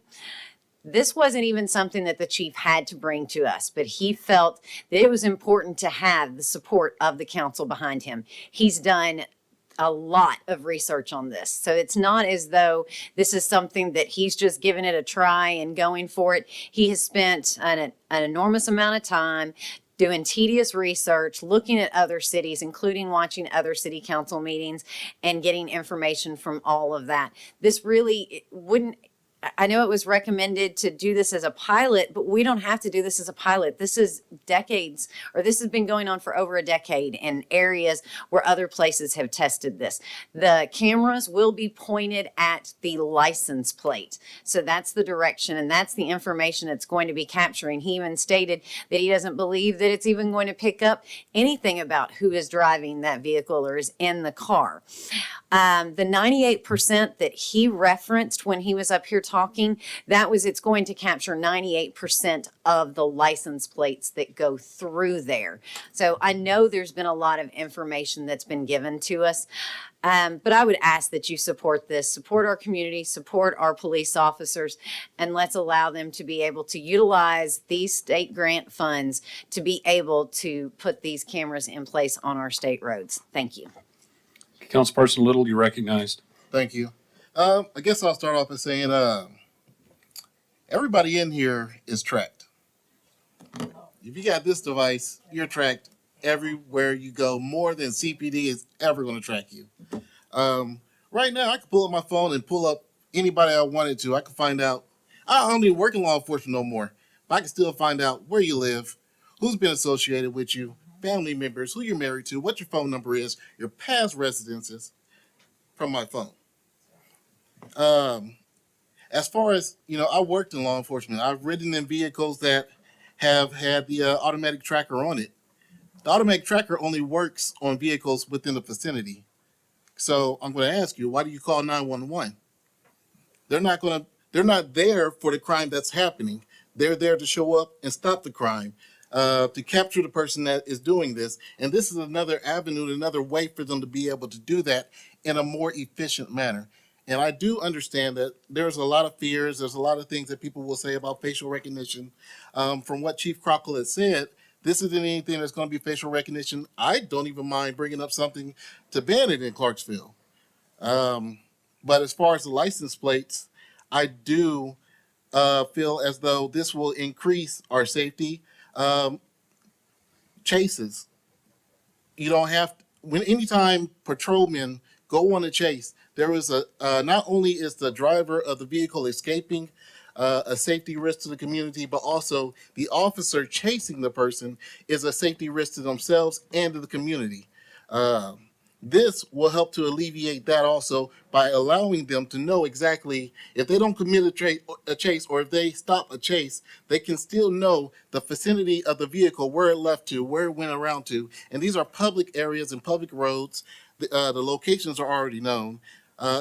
It helps with kidnapping, burglars, robberies, track dangerous vehicles, missing persons. I know we've had a lot of missing persons in Clarksville, vehicles that are driven off into the river, and we spend months searching for them when we could have known at least some searching point based on the license plate that was scanned and ran through. I will tell you this, I don't want to scare anybody or make any kind of fears or anything like that, but Clarksville is a prime place for anything bad to happen. We have an amazing CPD. The biggest things we have is we have a university, a major university. We have an interstate with multiple exits that run through us. We have a major military installation. We have huge corporations coming here, which all, I'm trying to think of the right word to say it, but they all those factor in to increase risk. I'm not saying anything can happen. I'm saying anything will happen. But in the case of anything does happen, at least we have some kind of way for our officers to be able to quickly identify the threat and be able to keep our community safer. And like I said, somebody who worked law enforcement, I understand I truly understand. I want my own privacy. I don't want to be tracked. I mean, I got a phone, so I am being tracked. I use Google. I am being tracked. I use Facebook. I am being tracked. Social media, I am being tracked. People know more about me than I probably know about myself. I'll tell you one thing that I was shocked when Facebook told me what political group I'm part of, and I was like, there's no way. And then turns out I am part of that political group. I didn't even know. So you're tracked more by corporate and everything else and what CPD is trying to do. CPD is at least trying to keep you safe. Corporate is trying to sell your information and get money off of you. So that's all I'm going to say about that. And last thing I checked, license plates are all one color. They don't designate any kind of race or anything like that. And I don't want anybody to ever feel like they are being, if you do feel like you're being picked out or anything like that, please come forward. Let us know. Let us know of any complaints or anything that you have that you feel like you're experiencing that may make you that you feel like you're being targeted, because we don't want that either. And from what I can tell, CPD has been doing a great job, and because this is Clarksville, we have one of the most diverse law enforcement forces probably within the nation. And so I would encourage everybody to think hard about this. It is a lot to think about, but I'm just hoping I gave you some fruit for thought, and that you will make an educated decision, and that you will at least consider the positives and the assistance it will give to our CPD officers. That's it. Councilperson Allen, you're recognized. So first I would like to say is that not supporting license plate readers does not say that you do not support the police department. I need to say that very clearly because I am a staunch supporter of our police department, and I don't agree with this. So we just sat here and we just said that the previous speaker just said that when you call 911, it doesn't prevent the crime. These license plate readers are not going to prevent a crime. It's not going to decrease crime from happening. It's going to make it more seamless for us to get from point A to point B and know where the assailant is. I get that. I understand it. I have 3 questions about license plate readers. The very first one is, if at some point the state laws change about what the license plate readers can do or what we're allowed to do with them, whether it's the camera and now we can do face recognition, what are we going to put in place to prevent those things from happening here? That's the very first thing I want to ask. If we're not willing to put some prevention measures in, so all these things that people are afraid of will not happen, then we need to put this on pause until we can get some things in here to make sure that we're preventing the very things that after this council is gone, we're preventing the very things that people are afraid of when it pertains to these. I'm okay with somebody getting my license plate. I'm not okay with somebody knowing where me personally is every minute of every day. And that's the fear. The fear is not our data being uploaded into a system. It's all there. The fear is being tracked in every movement, even as a person that's not out committing a crime. It is a very heavy thing to weigh. My second question is, there were a lot of questions. I'm sorry I wasn't here last week, but I did watch the meeting. There were a lot of questions that got very vague answers. And until we have those questions answered in detail, because we are saying there's 13 of us saying for a population of how many? This is okay for our city. But they have questions. So we should be able to answer those questions just like we did with the 2020 plan before we approve that and everything like that. We should be able to answer those questions before we sit here and say, we're going to vote on this. So at this point, I would really like to move to postpone it so we can get the answers answered, and we can get more clarification. And we can, if somebody wants to bring an amendment, they can bring it to say, we're going to fan facial recognition. We're going to do this. We're going to do this. Those things that your constituents are coming to you about, because mine are coming to me about the same things. The motion's been made to postpone this resolution, properly seconded. We're now discussing the motion to postpone to the February Yes. regular session. Motion's been made to postpone to the February regular session. Any discussion? I've got a list. Councilperson Redd, did you wish to address the motion to postpone? Yes, sir. You are recognized. Thank you, Mayor. And I think over the discussion of this, a lot of people or a lot of the members here have, and I think some of the citizens think that our vote today will prevent this from happening. This is going to happen. They're just looking for our approval or our stamp of approval, so to speak. So, and I'm fully prepared to vote on the knowledge that I have. I had constituents that called me, and they never call me, but they called about this and they're adamantly opposed to it. But I'm ready to vote, and I'll ask you not to vote to postpone. I'm ready to vote now. Councilperson Marquis, did you wish to comment on the motion to postpone? Yes. You are recognized. Okay. I actually had my light on because I did want to ask about postponing. Specifically on that, is it possible to postpone until a policy is written? Is that possible? Well, that's sort of a nebulous moving target. I know the police Okay. department is working on a Yes, policy they that will be are. consistent with accreditation Yes. and the requirements. Mr. You Baker? can only postpone indefinitely, or in the words of the Robert's Rules, a motion to postpone to a time certain. Okay. Okay. Yep. Yeah. Well, and then just to add to that, I know they are working on a policy. I did speak to the chief about that, and they have found several items that they told me they are going to put in order to put some more checks and balances. It's just they're working on it, and I would like to see a policy. But yeah, I would agree on postponing. Councilperson McLaughlin, did you wish to speak on the motion to postpone? Yes, sir. You are recognized. Thank you. As a previous speaker mentioned that this is going to happen whether we vote to approve it or not. Does anybody have a timeline as to when the grant would be awarded and the purchase would take place? I'm trying to gauge how much time we have between now and when that could go in place as far as Lieutenant Gill preparing the procedure that would be implemented. If I recall, the letter of intent is due to the state by the end of January to let the state know how we intend to spend the money that they've allocated for the city of Clarksville within those specific parameters. Once that's submitted, then I suspect, based on the state, the way it works, sometime March, April, we would be granted the approval to move forward with our purchases. And do you anticipate that would take place, the purchase would take place in the next fiscal year, or do you anticipate it would go in effect prior to July 1st? Current fiscal year. Okay, thank you. I too, as mentioned by a previous speaker, have had calls and emails on both sides. I had the opportunity to hold a town hall meeting on Tuesday where Captain Thornton from District 1 was able to address concerns of attendees and myself on this very issue. There was a 50-minute discussion just on the license plate readers. I'm prepared to make a decision tonight if that's what the body so chooses, but we all have the opportunity to ask more questions if needed.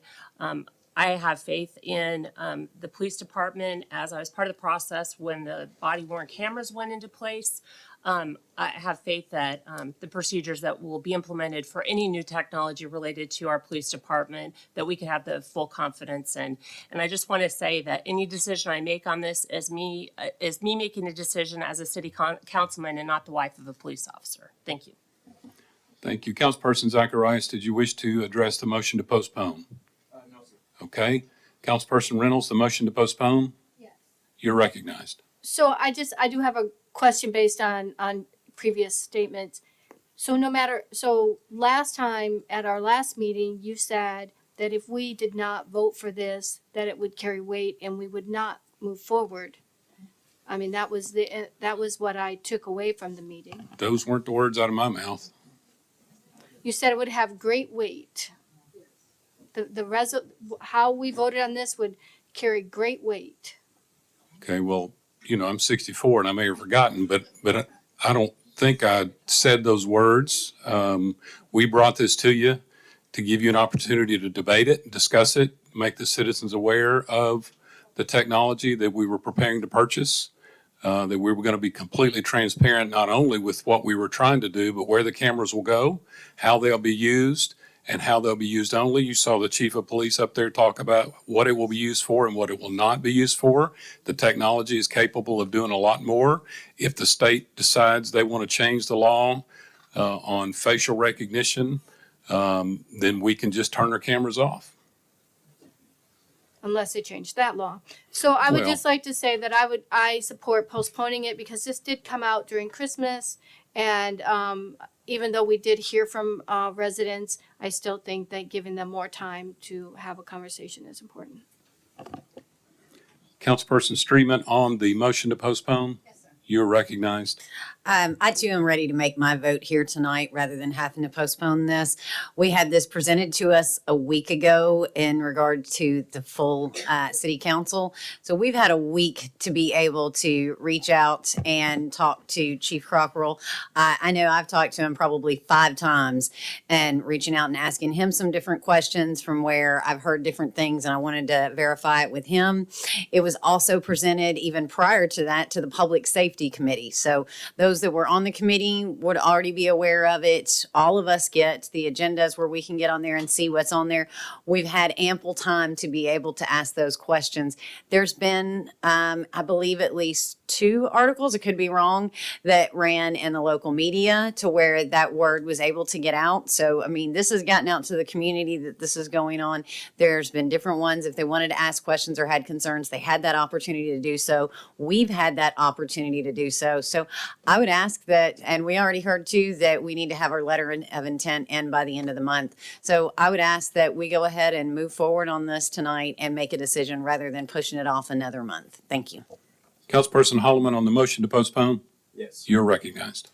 Thank you, Mayor. So this is why I think we shouldn't postpone it. It's simply time. Nashville, Metro Nashville passed a license plate reader pilot program December 6th. So you have to think like a criminal. So you're in between, just like Chief Crockwell said. It's like Pleasant View, Jolton, the areas in between Nashville and Clarksville, the areas of operation that they're coming to the towns and stealing vehicles and causing all this chaos. So Nashville gets license plate readers. So you're a criminal and you're like, well, Nashville's got license plate readers. Clarksville doesn't. Thank you. Councilperson Butler, on the motion to postpone? Yes, sir. You are recognized. So I wanted to, this is to 2 of the previous speakers on this particular motion to postpone. First of all, I'm actually the one that mentioned last week that this was a resolution and wouldn't stop the program from going in. And it was said that our vote would be highly regarded. I don't remember the exact wording, but that was said. But my comment about postponing is, now I am ready to vote this down right now. But we have had situations in the past where we say postpone it till February, and then February comes around, we postpone it to March, and March comes around. So, I mean, we can postpone it and continue to postpone it. That was all I wanted to say. Thanks. Councilperson Shekinah, on the motion to postpone? You're recognized. I don't think we should postpone it. I came here ready to vote, and I'm ready to vote. There's been no discussion of out-year funding. We know we would have to start paying for this in FY26, and we haven't even thought about a budget for FY26. So I'm ready to vote.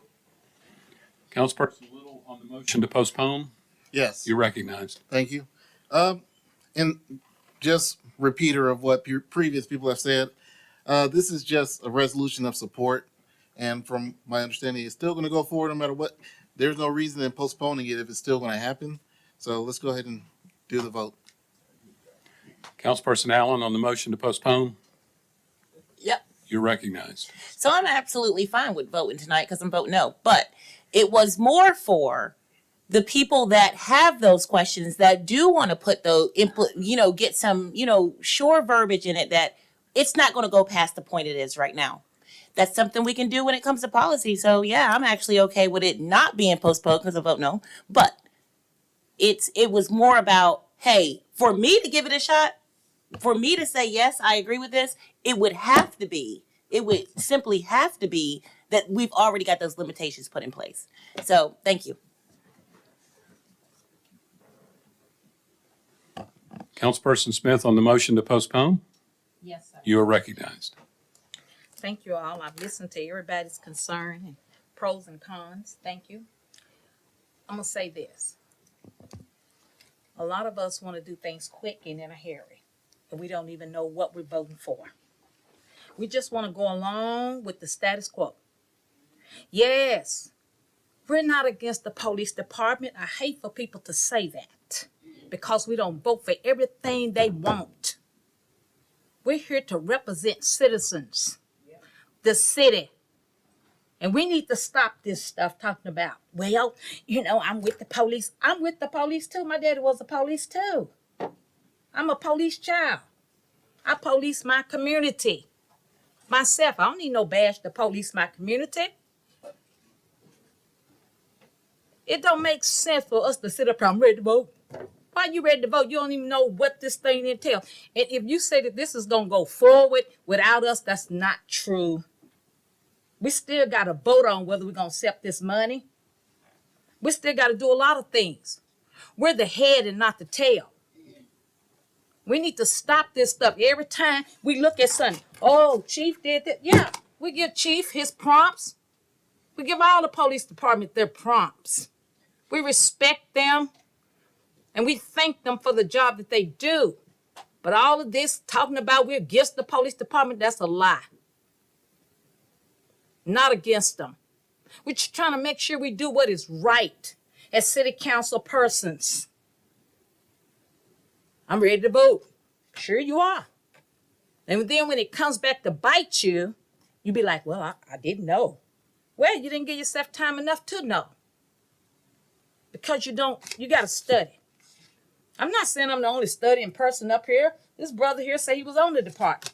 There are some pros and cons for everything we do, but we must make good decisions. Not because we want to rush and do everything. We got citizens out here crying and complaining. Lawsuits coming for this. No, it doesn't violate the Fourth Amendment to read license plates. No. But it can violate the protection clause. It can do that. Let us think about it. We can postpone this for 1 month. I'm not against it. I just want to make sure I know what I'm voting on with a clear conscience. I want to make sure, hey, I'm doing what's right. I'm just not going along to get along. I don't go along to get along. I got friends I turned down because, hey, I'm not for that. It's not right. I don't go along to get along. I vote my conscience. I vote my heart. But we, as a city council, must stop saying we don't support the police. We love the police. We need them. But they got all these cameras, as I mentioned. They got all these cameras and things that they can read license plates today. They do that today. They know where we are already. So I think we need to vote to postpone this. You can do what you want to do. But when it comes back to bite you, I wish I had waited.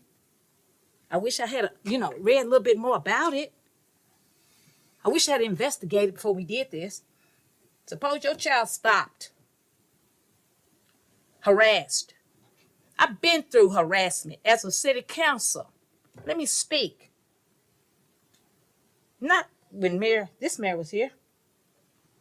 I was harassed by a police officer, pulled me over, said I didn't stop at the stop sign when I know I did.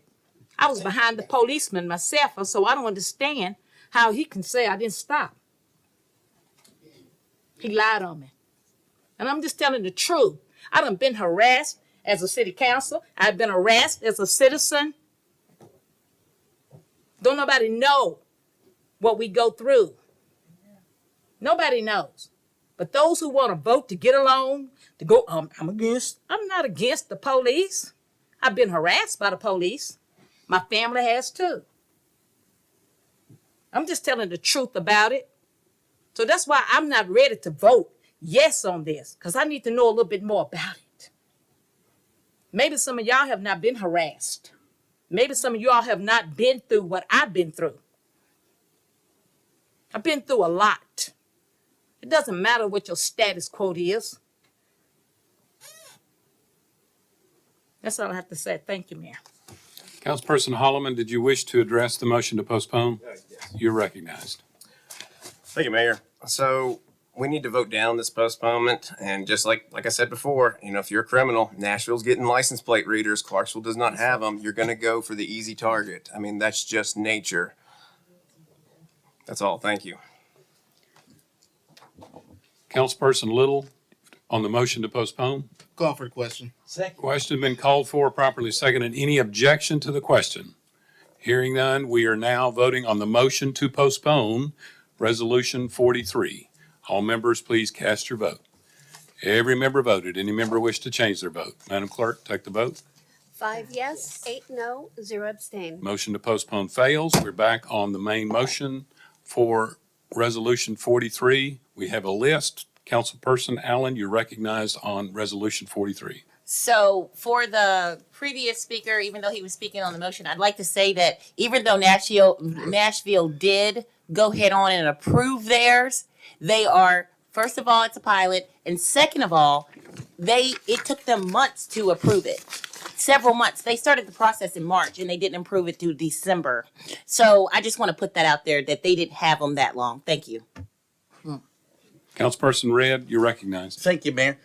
I don't believe that this is in violation of the Fourth Amendment, but I've got some problems with it. I wish there was some way we could do away with these seizure laws that are in place all across the state of Tennessee. That is a horrendous thing. I think in many ways it's really worse than this, but and my only point there is I'm sure that these seizure laws that we have now started out with good intentions. I only get calls since I've been here the last 2 years, mostly just for drainage. And that was just like one or two. I don't know, maybe people don't like to call me a lot, but I did get 3 calls on this. They were not just no, they were no. They were adamantly. I did receive an email. I did not hold a town hall meeting, but I do have a list of those from a campaign, those people that helped me and others that I talked to on the way, and I decided to call those. There was just one gentleman there. He said, you can use my name, but he was for this. All the rest of them, they were adamantly opposed to it.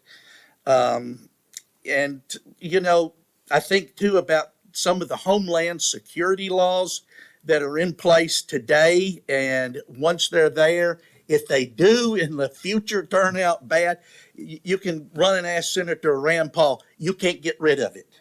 Whatever government is going to put in place, it's here. And I'll give you a Washington quote. I know one of the previous speakers said, government is like fire. If you control it, it's your friend. But if that fire is controlling you, it is your worst enemy. And to be on the safe side, and just thinking, about the shutdown that we had and how this maybe could be used in the future to identify people.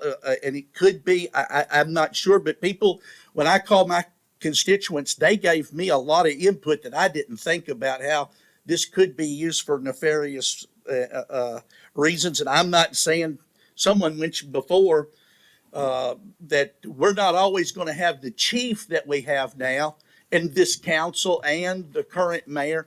But guess what? We will have this. We will have this law. And I know that it's going to be put in place regardless. This is just asking, I think, for a show of support. But I have to listen to my constituents. I feel like that's what I was elected to do, and share with you what they believed as well. So I'm going to vote no. Councilperson McLaughlin, you're recognized. Thank you, Mayor.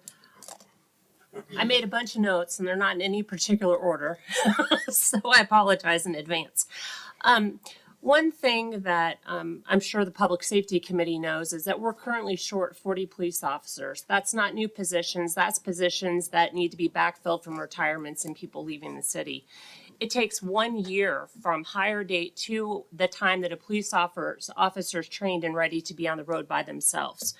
So I look at this as a tool to help us fight crime and prevent crime. Up until last month, I was the chairman of Crime Stoppers. I learned a lot through my time on that board. And one thing that is that we have right now more than 25 unsolved homicides in Clarksville. And as previous speaker mentioned, what would have happened if there was a shooting in a specific area, that information was called in, and the cameras that we have in place were used to track that vehicle? Then the next person wouldn't get murdered. Then a family could have justice. We wouldn't have people with unsolved homicides for 5, 10, 15, 25, 30, 40 years. I am a family member, a friend of a family that is a family of a murder victim from 5 years ago. They still don't have justice. What would have happened if we would have had this camera up at State Line Road, close to where this crime happened? We may have been able to solve this case sooner and prevented future homicides. In District 1, unfortunately, Captain Thornton reported that crime is up from last year, even though as a whole city it's down. And the previous speaker mentioned people coming from outside of our jurisdiction to commit crime. Where these cameras are going, or where those people travel in and out of our county, at the interstate exit, at the state line. Those who represent areas in North Clarksville know that there's a lot of traffic across state line back and forth. Crimes are committed in Clarksville. They live across the state line. I, for one, would feel safer knowing that we could solve crimes a lot faster than we are now. We can't position a police officer at every major thoroughfare in and out of our county, but we can have people who are trained to follow a policy, to look at this data to determine if a certain vehicle passes a certain location, where we could move people to try and determine if that vehicle was involved and if we could solve these crimes. A previous speaker mentioned neighborhood watches. I'm all for them, but I'll tell you, everybody wants neighborhood watch, but nobody wants to work them. I too am a firm believer, if you have a community that wants to be participant in that they're successful. But honestly, in the 18 years that I've been involved in local government, it isn't happening. A previous speaker also mentioned that we're watched everywhere. I'm a frequent shopper of the local Walmart. I'm probably on their camera a lot. If I don't want to be on camera, I don't go places where there are cameras. Another speaker mentioned that once it's put out that we have these license plate readers, hopefully people will not continue to come to our jurisdiction to commit crimes. We hear all the time about vehicles that are not broken into. They're unlocked with valuables, guns, and other things that get in the hands of juveniles and other people that are going to commit crimes. Again, if somebody reports to 911 a vehicle description, we can try and get that solved sooner rather than later. I understand the concerns, but I mentioned before, I have faith in the leadership of the police department. They're going to put a policy in place, and they're going to self-audit and outside audit the procedures, much like with the body-worn cameras. There's a lot of controversy about that in the beginning too, and we made a decision to support it. It protects the public, it protects our police officers. And I know that there's hesitation from people, but I feel like after explaining to people who had concerns that this is not facial recognition, this is a license plate reader. Body-worn cameras don't scan license plates. Dash cameras on the city police cars do not scan license plates. They do not record it and put it in a database. They may have a picture of it, but nothing is running to put that in a database. Again, I, for one, would like to see crime go down. I, for one, also would like to see crime from outside of our community not continue to come here. Technology is evolving in every aspect of the workforce, and this one would be a tool that will help us put resources where they can be beneficial. 40 officers down is a lot. That's not new positions. That's positions that are open. that puts us at risk. We're not near the national average for per thousand capita because of our openings. It's only going to get worse, and this is a way to combat that. We ask about money. Okay, $35,000 a year is what the max estimate is for licensing after we're out of the grant program. That's cheaper than one police officer. That's a lot less time than it is to train that police officer until they're on the road by themselves. So again, I know I'm not going to convince anybody to change what they're thinking, but this is my position. These are conversations that I had with constituents, and I feel like this is the best decision for us at this time. Thank you for listening to my rant on my first meeting. That concludes my report. Councilperson Butler, you're recognized. Thank you, Mayor. I just wanted to make a couple comments. I wasn't going to say it, but since we didn't postpone, I pulled it back out. I just want to make a couple comments to what people have said before. The biggest one being, and this is because someone has brought this up to me recently, we're talking, a previous speaker said that license plates don't have colors. Oddly enough, we live in a state where you could opt into having the phrase "In God We Trust" on your license plate or not. And a lot of people are actually now starting to go, "Ugh, if I don't have that on my license plate, am I being targeted?" So I'm not saying that that is happening, but I'm saying that there is an identifier on our license plate that says whether or not you're like a Christian or whether or not you agree to that. You look at me crazy, but it's true. There is an identifier on license plate that you can opt in or out to that identifies something about you. And then it's the same one. I'm sorry. I'm not picking on you, I swear. What happens on my phone, I consent to. I've consented to the stuff that I've put on the internet.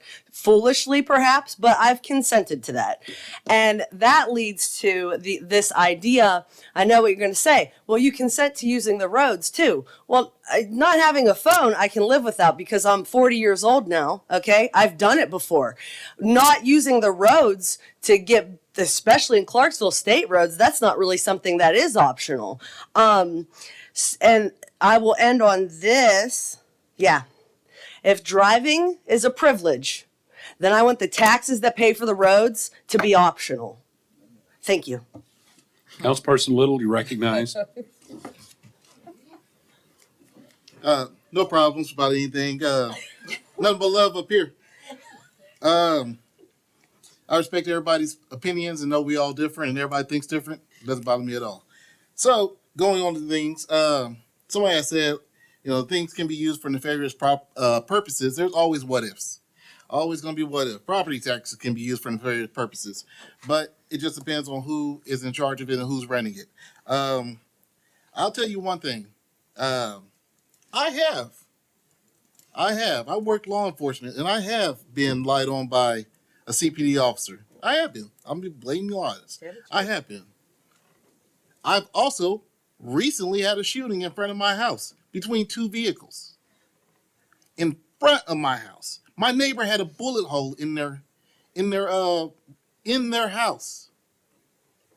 I was at home with my son, and we had a shooting. And they drove away from my house onto a public road and got away. And trying to track them down was an added task for our CPD officers. If we have a tool that can assist in tracking down dangerous people who don't care about each and every person living here, who don't care what your goals and morals are, who don't care what kind of life you have, don't care about your kids. I just support something that's going to help to encourage people to maybe think about their consequences a little more. That's it. Councilperson Reynolds, you're recognized. First, I would like to thank Councilperson Smith for speaking truth. It's always hard, and If you would not call names, please. Previous speaker. But I would like to say, in support of what she said, it's a cool reminder that Black people make up 13% of our population, while they make 38% of the people that are incarcerated in the United States. So that just kind of supports what she was saying. We continue to talk about control of the data. I remind you that This is a state grant. It's sitting on a state. They chose the vendor, which is Motorola, and Motorola will have on their cloud the data. So we can fool ourselves today, but it's only a matter of one vote at the state level to take control of that data and do whatever they want with it and share it however they want. And if anybody, like we talked about healthcare, anybody who has ever worked in healthcare knows, oh yeah, I can look in his records and see what his lab results were, or I can tell you what they're in the doctor health. Everybody does it. It's not a matter of if, it's when. It's going to happen. It happens in healthcare. It is unfortunately human nature. And I'd just like to close with the statement, the fact that the chief of the police and the mayor state that they don't care what we say, that this will happen anyways. Wait a minute. I never said I don't care what you say. Don't put words in my mouth or You the said chief's this mouth. is- You are out of order. No, Goodness you said that gracious. this is going to happen no Get matter back, what the get vote on happens tonight. get on the topic. I didn't say I didn't care. So please finish your thought. But this will happen no matter how the vote goes tonight, is exactly why I have concerns in this community. Councilperson Holloman, you're recognized. Thank you. Just going through my notes here. So it does have support within the minority communities, as well as this was sent to me earlier from the district attorney's office, and it's for the council members. I'm going to go ahead and pass it out. I made a copy. It's from the district attorney. You got it? Everybody get You got this? copies? Okay. Well, I'm not going to pass it out, but this is a letter from the district attorney in support of license plate readers. And, it's quick story. I worked for two retail companies off of Madison Street, across the road from each other. One of the companies chases down the shoplifters and kicks them out and patrols for them. Well, the other company is not so much. Well, if you're a shoplifter, which store are you gonna go to?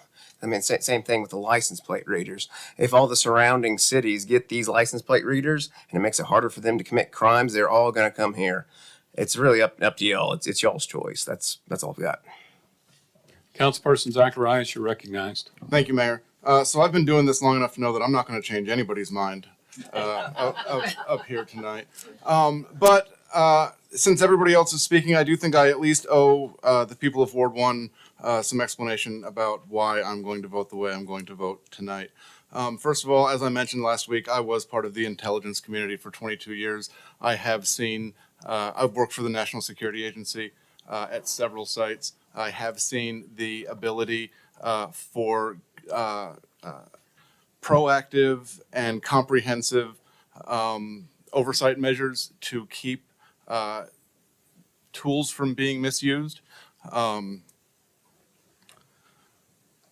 I want to say this. I don't see this so much as a way to reduce crime. To me, this seems like a way to solve crime, which I think is just as important. And then finally, and I'm going to say this next part while looking at the city attorney, and you can wave me off because I'm not trying to give any incorrect legal opinions here, but just for the people who had Fourth Amendment concerns, it is my understanding that this is definitively not just possibly not a Fourth Amendment issue, but it is definitely not a Fourth Amendment issue because there is no reasonable expectation of privacy on publicly observable information. Okay, if we were talking about collecting data about what was inside of a car, but the courts of this country, to include the highest court, the United States Supreme Court, have ruled that the Fourth Amendment does not apply to publicly observable information. That is information that can be seen from outside of the, if we're talking about, inside of a trunk or something like that, but if you can view it from outside the vehicle, then there is no expectation of privacy there. I'm getting north-south from the city attorney. All right. I think that's it. Like I said, this is something that I'm in favor of as a tool to solve crimes. If there was some question about whether or not this was a Fourth Amendment issue, then I would have some reservations. But here we have a letter from the district attorney in support of this. We have state laws that govern this program, which is an implicit or an implied approval or endorsement of this type of law enforcement tool, and I support it here in Clarksville. Thank you. Councilperson Red, you're recognized. Thank you, man. I'd just like to remind everyone that we are to debate the measure, not the member, and to refrain from any type of accusations or the type of language that would be demeaning to the council. And as I think it was said before, the chief, the reason why this is on here, the chief took the time to bring this to us. This is not an item that has to be voted on. It's just one of those things. But he is the one that graciously said, I would like to get, just like it says in here, the expression, the support from the council, or to get the council to weigh in on it. And basically, I don't think he meant that as nefarious or anything. That's what we're doing. I'm sure the chief is probably watching, and he's getting to see how we actually feel about this. But I don't think it's something that the chair or the mayor or the police chief has just saying like, we're gonna do it no matter what you think. That's just the reason he wanted the expression from us, a resolution. That's why it is a resolution. Councilperson Marquis, your light was lit. Do you wish to be recognized? Yes, sir. You're recognized. Okay, so I guess just real quick, I know, like I said, I spoke to the chief about the policy. The policy portion of it is extremely important because during my research, they've looked at police departments across the United States, and many of them actually do not have policy, and that is where the abuse and misuse of the program happens. So at least with CPD, they are working on it. They've done a lot of research. I've spoken to the chief about it, and as it's been stated, whichever way it goes, it seems like it's still going to happen. So I would like to say that I will continue to work with the chief on the policy measure to make sure that there are checks and balances for the public and that the public is aware of how this works and continue to educate the public. Thank you. Councilperson Smith, you're recognized. Thank you, Mayor. I would just like to say that this is a very touchy resolution for me and many other African Americans. And I would like to say that we're not against the police. I want to make that clear. It's a touchy situation. As I said, I have lived through racism, discrimination, harassment. I have experienced this. Some of you all might not care about that because you never experienced what I have experienced. And I speak on the behalf of a lot of African Americans in this city of Clarksville. This is my home. I know more about this city than some of you. But I say what I said. It's because we know what we've been through. Not only African Americans, we minorities, period. And and since this, as you say, this policy is going to happen whether we vote yes or no, I want to make sure that we do have the policy in place. We need to have an oversight committee. We need to know how long we're going to keep this information. Who are we going to give it to? Are we going to allow third parties to have our information? Now I can understand if there was a crime, yeah, we would need to keep it longer. But there are a lot of concerns from different people. And I'm very concerned about this. We're not against decreasing crime. I would like to see crime decreased. But how could we, if we had these in place, how could we stop the Columbine killings? That wouldn't have stopped the Columbine killings because there was nothing to be detected on the road. We can't stop crime per se. What about all the killings that just happened in Idaho? A PhD student went into a school and shot and killed all these people. Will that license plate reader stop that crime? No. We can't say that we're going to stop. We're going to always have crime. Not that we want it, But I just want this stuff to be fair. I want people to have privacy. And this is a touchy situation for me. And so license plate readers are high. They cost.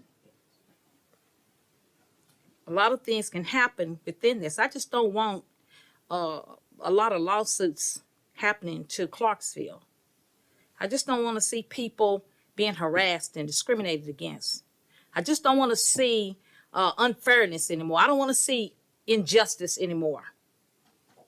It happens a lot. Some of you all don't care because it has never affected you. Let's be careful not to personalize it, please. Well, it's personal to me, Mayor. I understand. And I'm not but trying don't to say make it some to of us nobody don't care, else. please. And so if I vote against this, it doesn't mean that I don't like the police. I love the police. If I vote against this, it doesn't say that I don't want crime to be decreased, because I do. If I vote against this, it's still going forward anyway. But I just want the people to know that have called me against this, whites and blacks, minorities. I want them to know that I have stood up and I stand with them. Thank you. Councilperson Allen, you recognized. Point of order? We only get 2 times to speak. I spoke twice during the motion. I Yeah, haven't spoke during the main. we had a motion to postpone that failed, and we're back on the main motion. We started over. That was when she made the motion, would be speaking once, and then after the motion failed to postpone, she talked about Nashville. This would be her second, This will be this my would be her second second time. I waited intentionally because I have a habit of not waiting. Okay, so this is what I really have to say. Whether this passes tonight or not,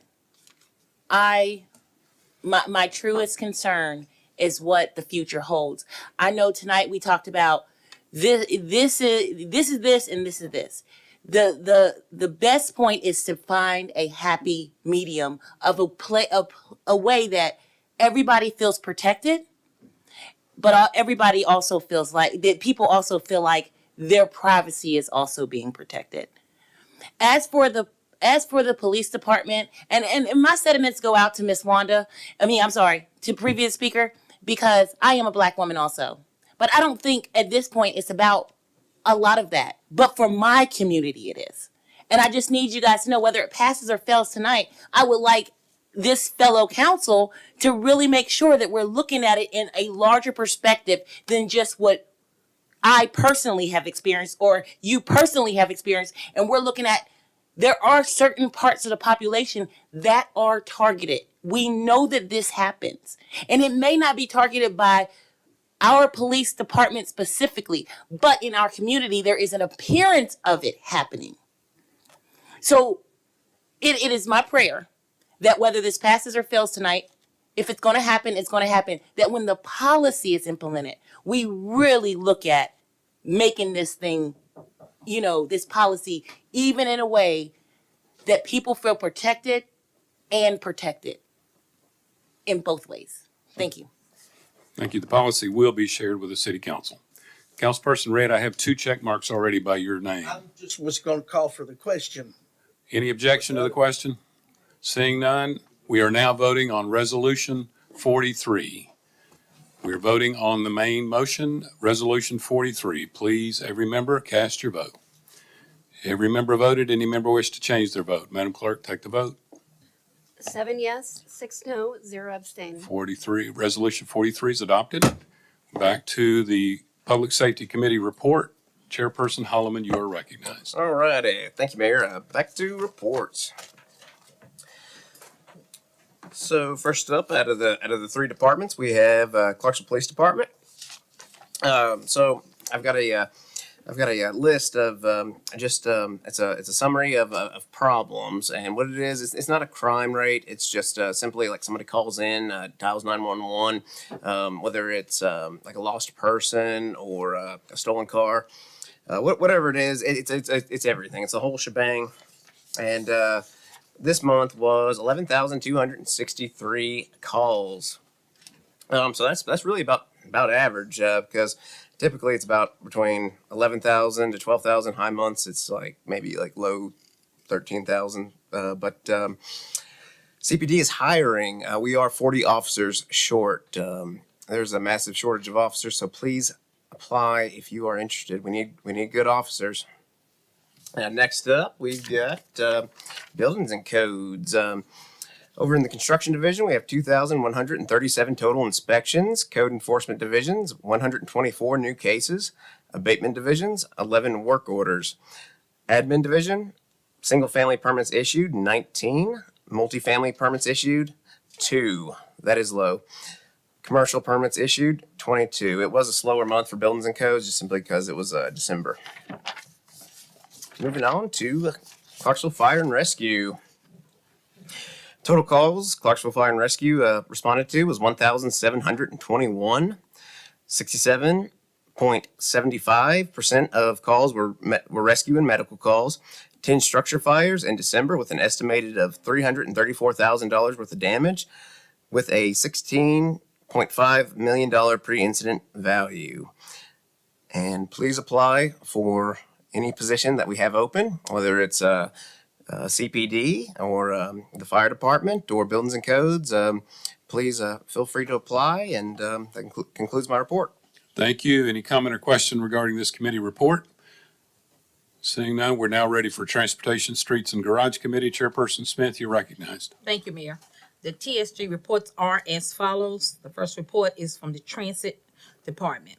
CTS transported 38,999 passengers for the month of December. Senior citizens totals for the month is 5,946. Demand response total for the month of December was 3,180. In December, during the Transit Annual Luncheon, the following employees received awards. Doug Hillard, he was recognized as the Bus Operator of the Year. Brandon Evixa, he was recognized as the Bus Operator for the month. And Guy Radcliffe received Most Valuable Bus Operator.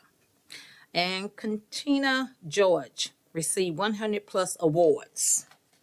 Now we will move on to the Street Department. For December, the work orders completed for asphalt and concrete were 18, drainage 25, right-of-way 12, traffic lighting 188. The total number of work orders was 243. Total limb pickups were 481. Paving in December completed was on Dunbar Cave Road. Paving in January is planned for Pollard Road, Countryside Estates. Planning Commission reviews completed this month are as follows. Zoning cases, 7. Preliminary subdivisions, 5. Final subdivisions, 5. Site plan reviews, 3. Roadway abandonment, 1. Grading permits reviewed were 14. Capital projects are as follows. Active sidewalk projects, 18. Design, 16. Right-of-way acquisitions, 1. Construction, 1. Active roadway projects, 7. Design, 2. Right-of-way acquisition, 1. That concludes that report. We will now move on to the city garage. The total number of work hours for December was 394.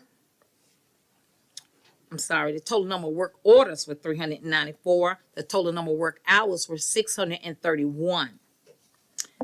The fuel cost for unleaded was $2.75 per gallon. The last delivery was December the 30th, 2022. It was an increase of 5% from $2.62. The fuel cost for diesel was $2.89 per gallon.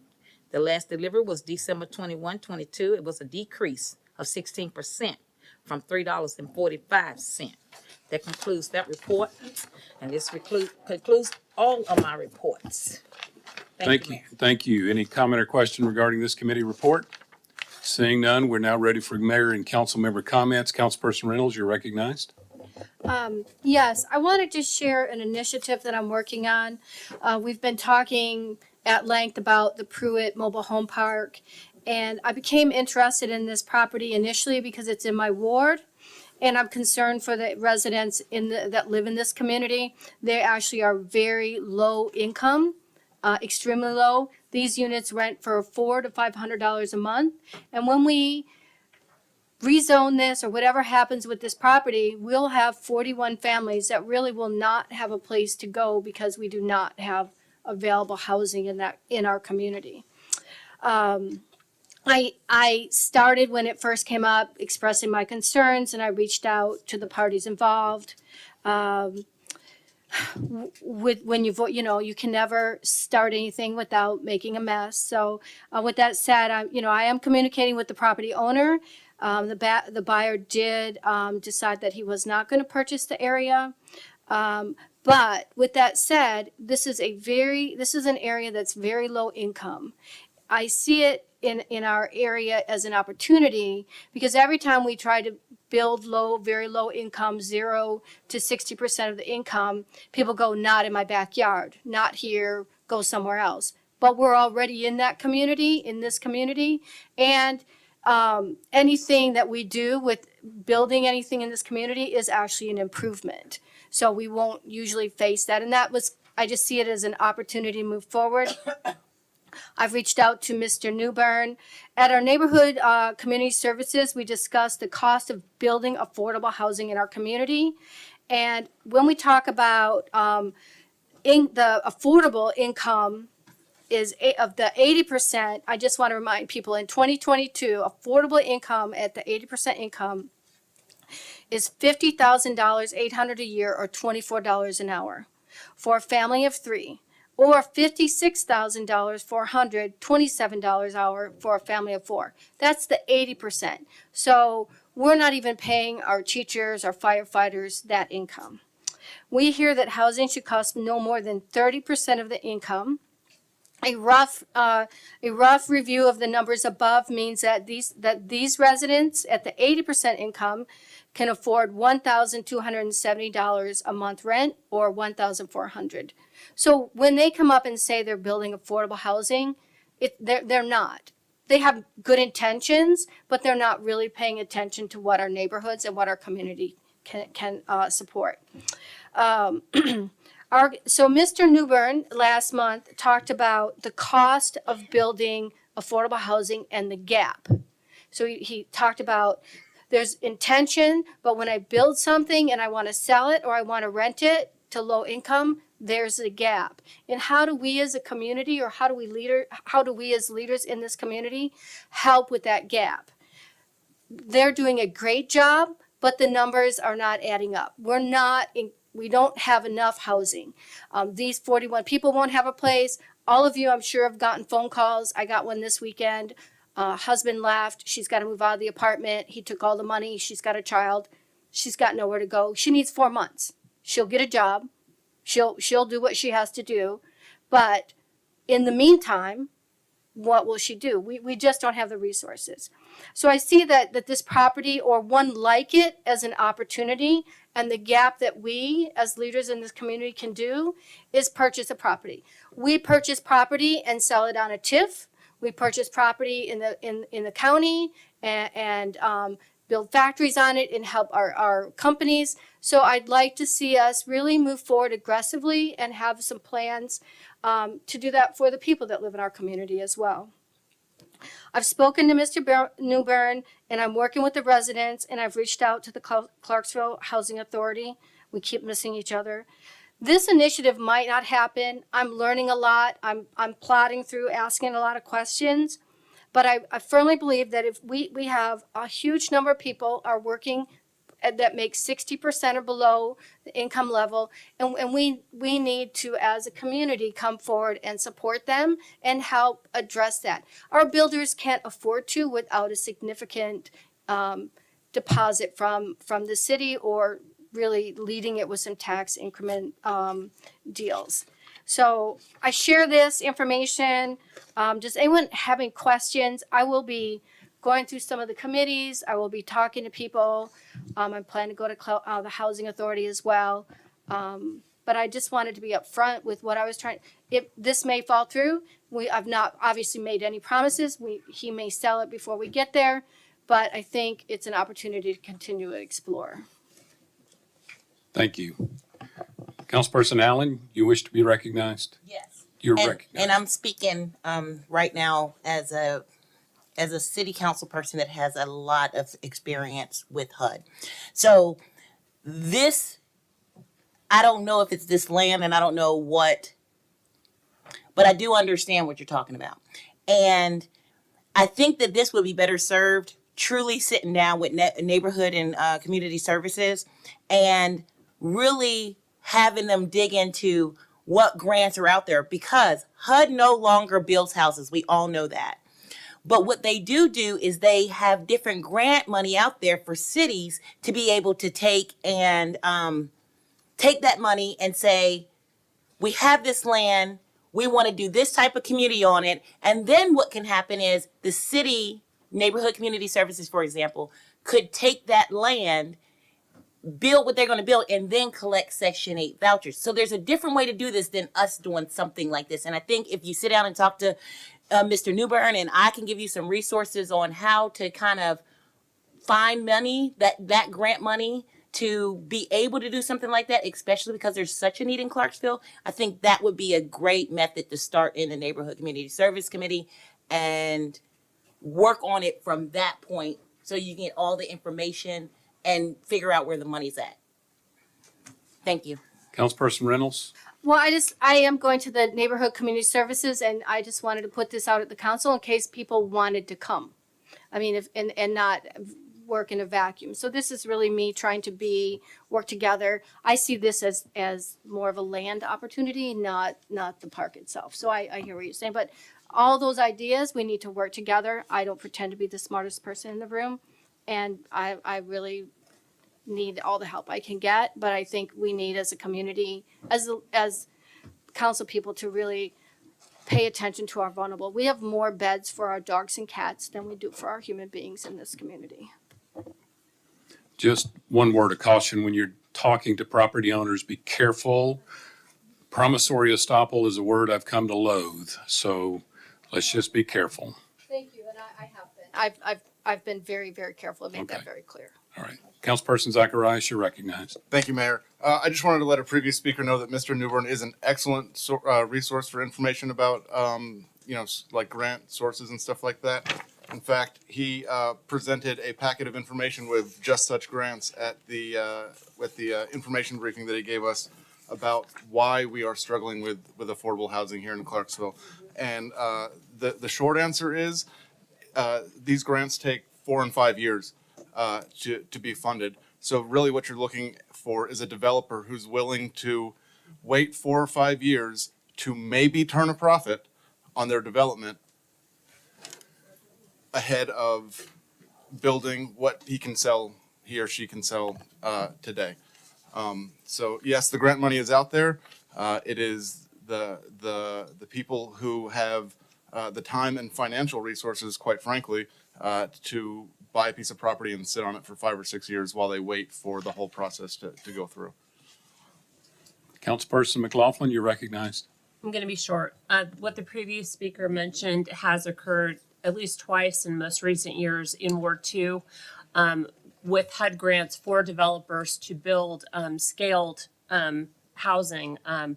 And a previous speaker mentioned nobody wants it in their backyard. One literally is in my backyard. They're the best neighbors that our neighborhood could have ever hoped to have. But I do understand having a daughter who just graduated from college, who is a one income, low income, rent is astronomical. I do see the need, and we have been able to tap into resources in the past. And I feel like working together, we can do it in the future. Thank you for bringing this to us. Councilperson Little, you're recognized.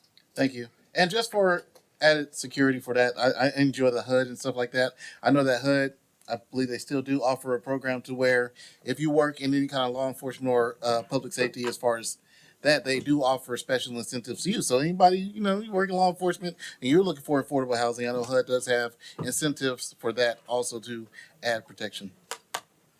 Okay, anyone else? I'll entertain them. Whoa, hold on. Councilperson Marquis. Sorry. You are recognized. Real quick, I found out earlier today, this is from the Tennessee Housing Development Agency.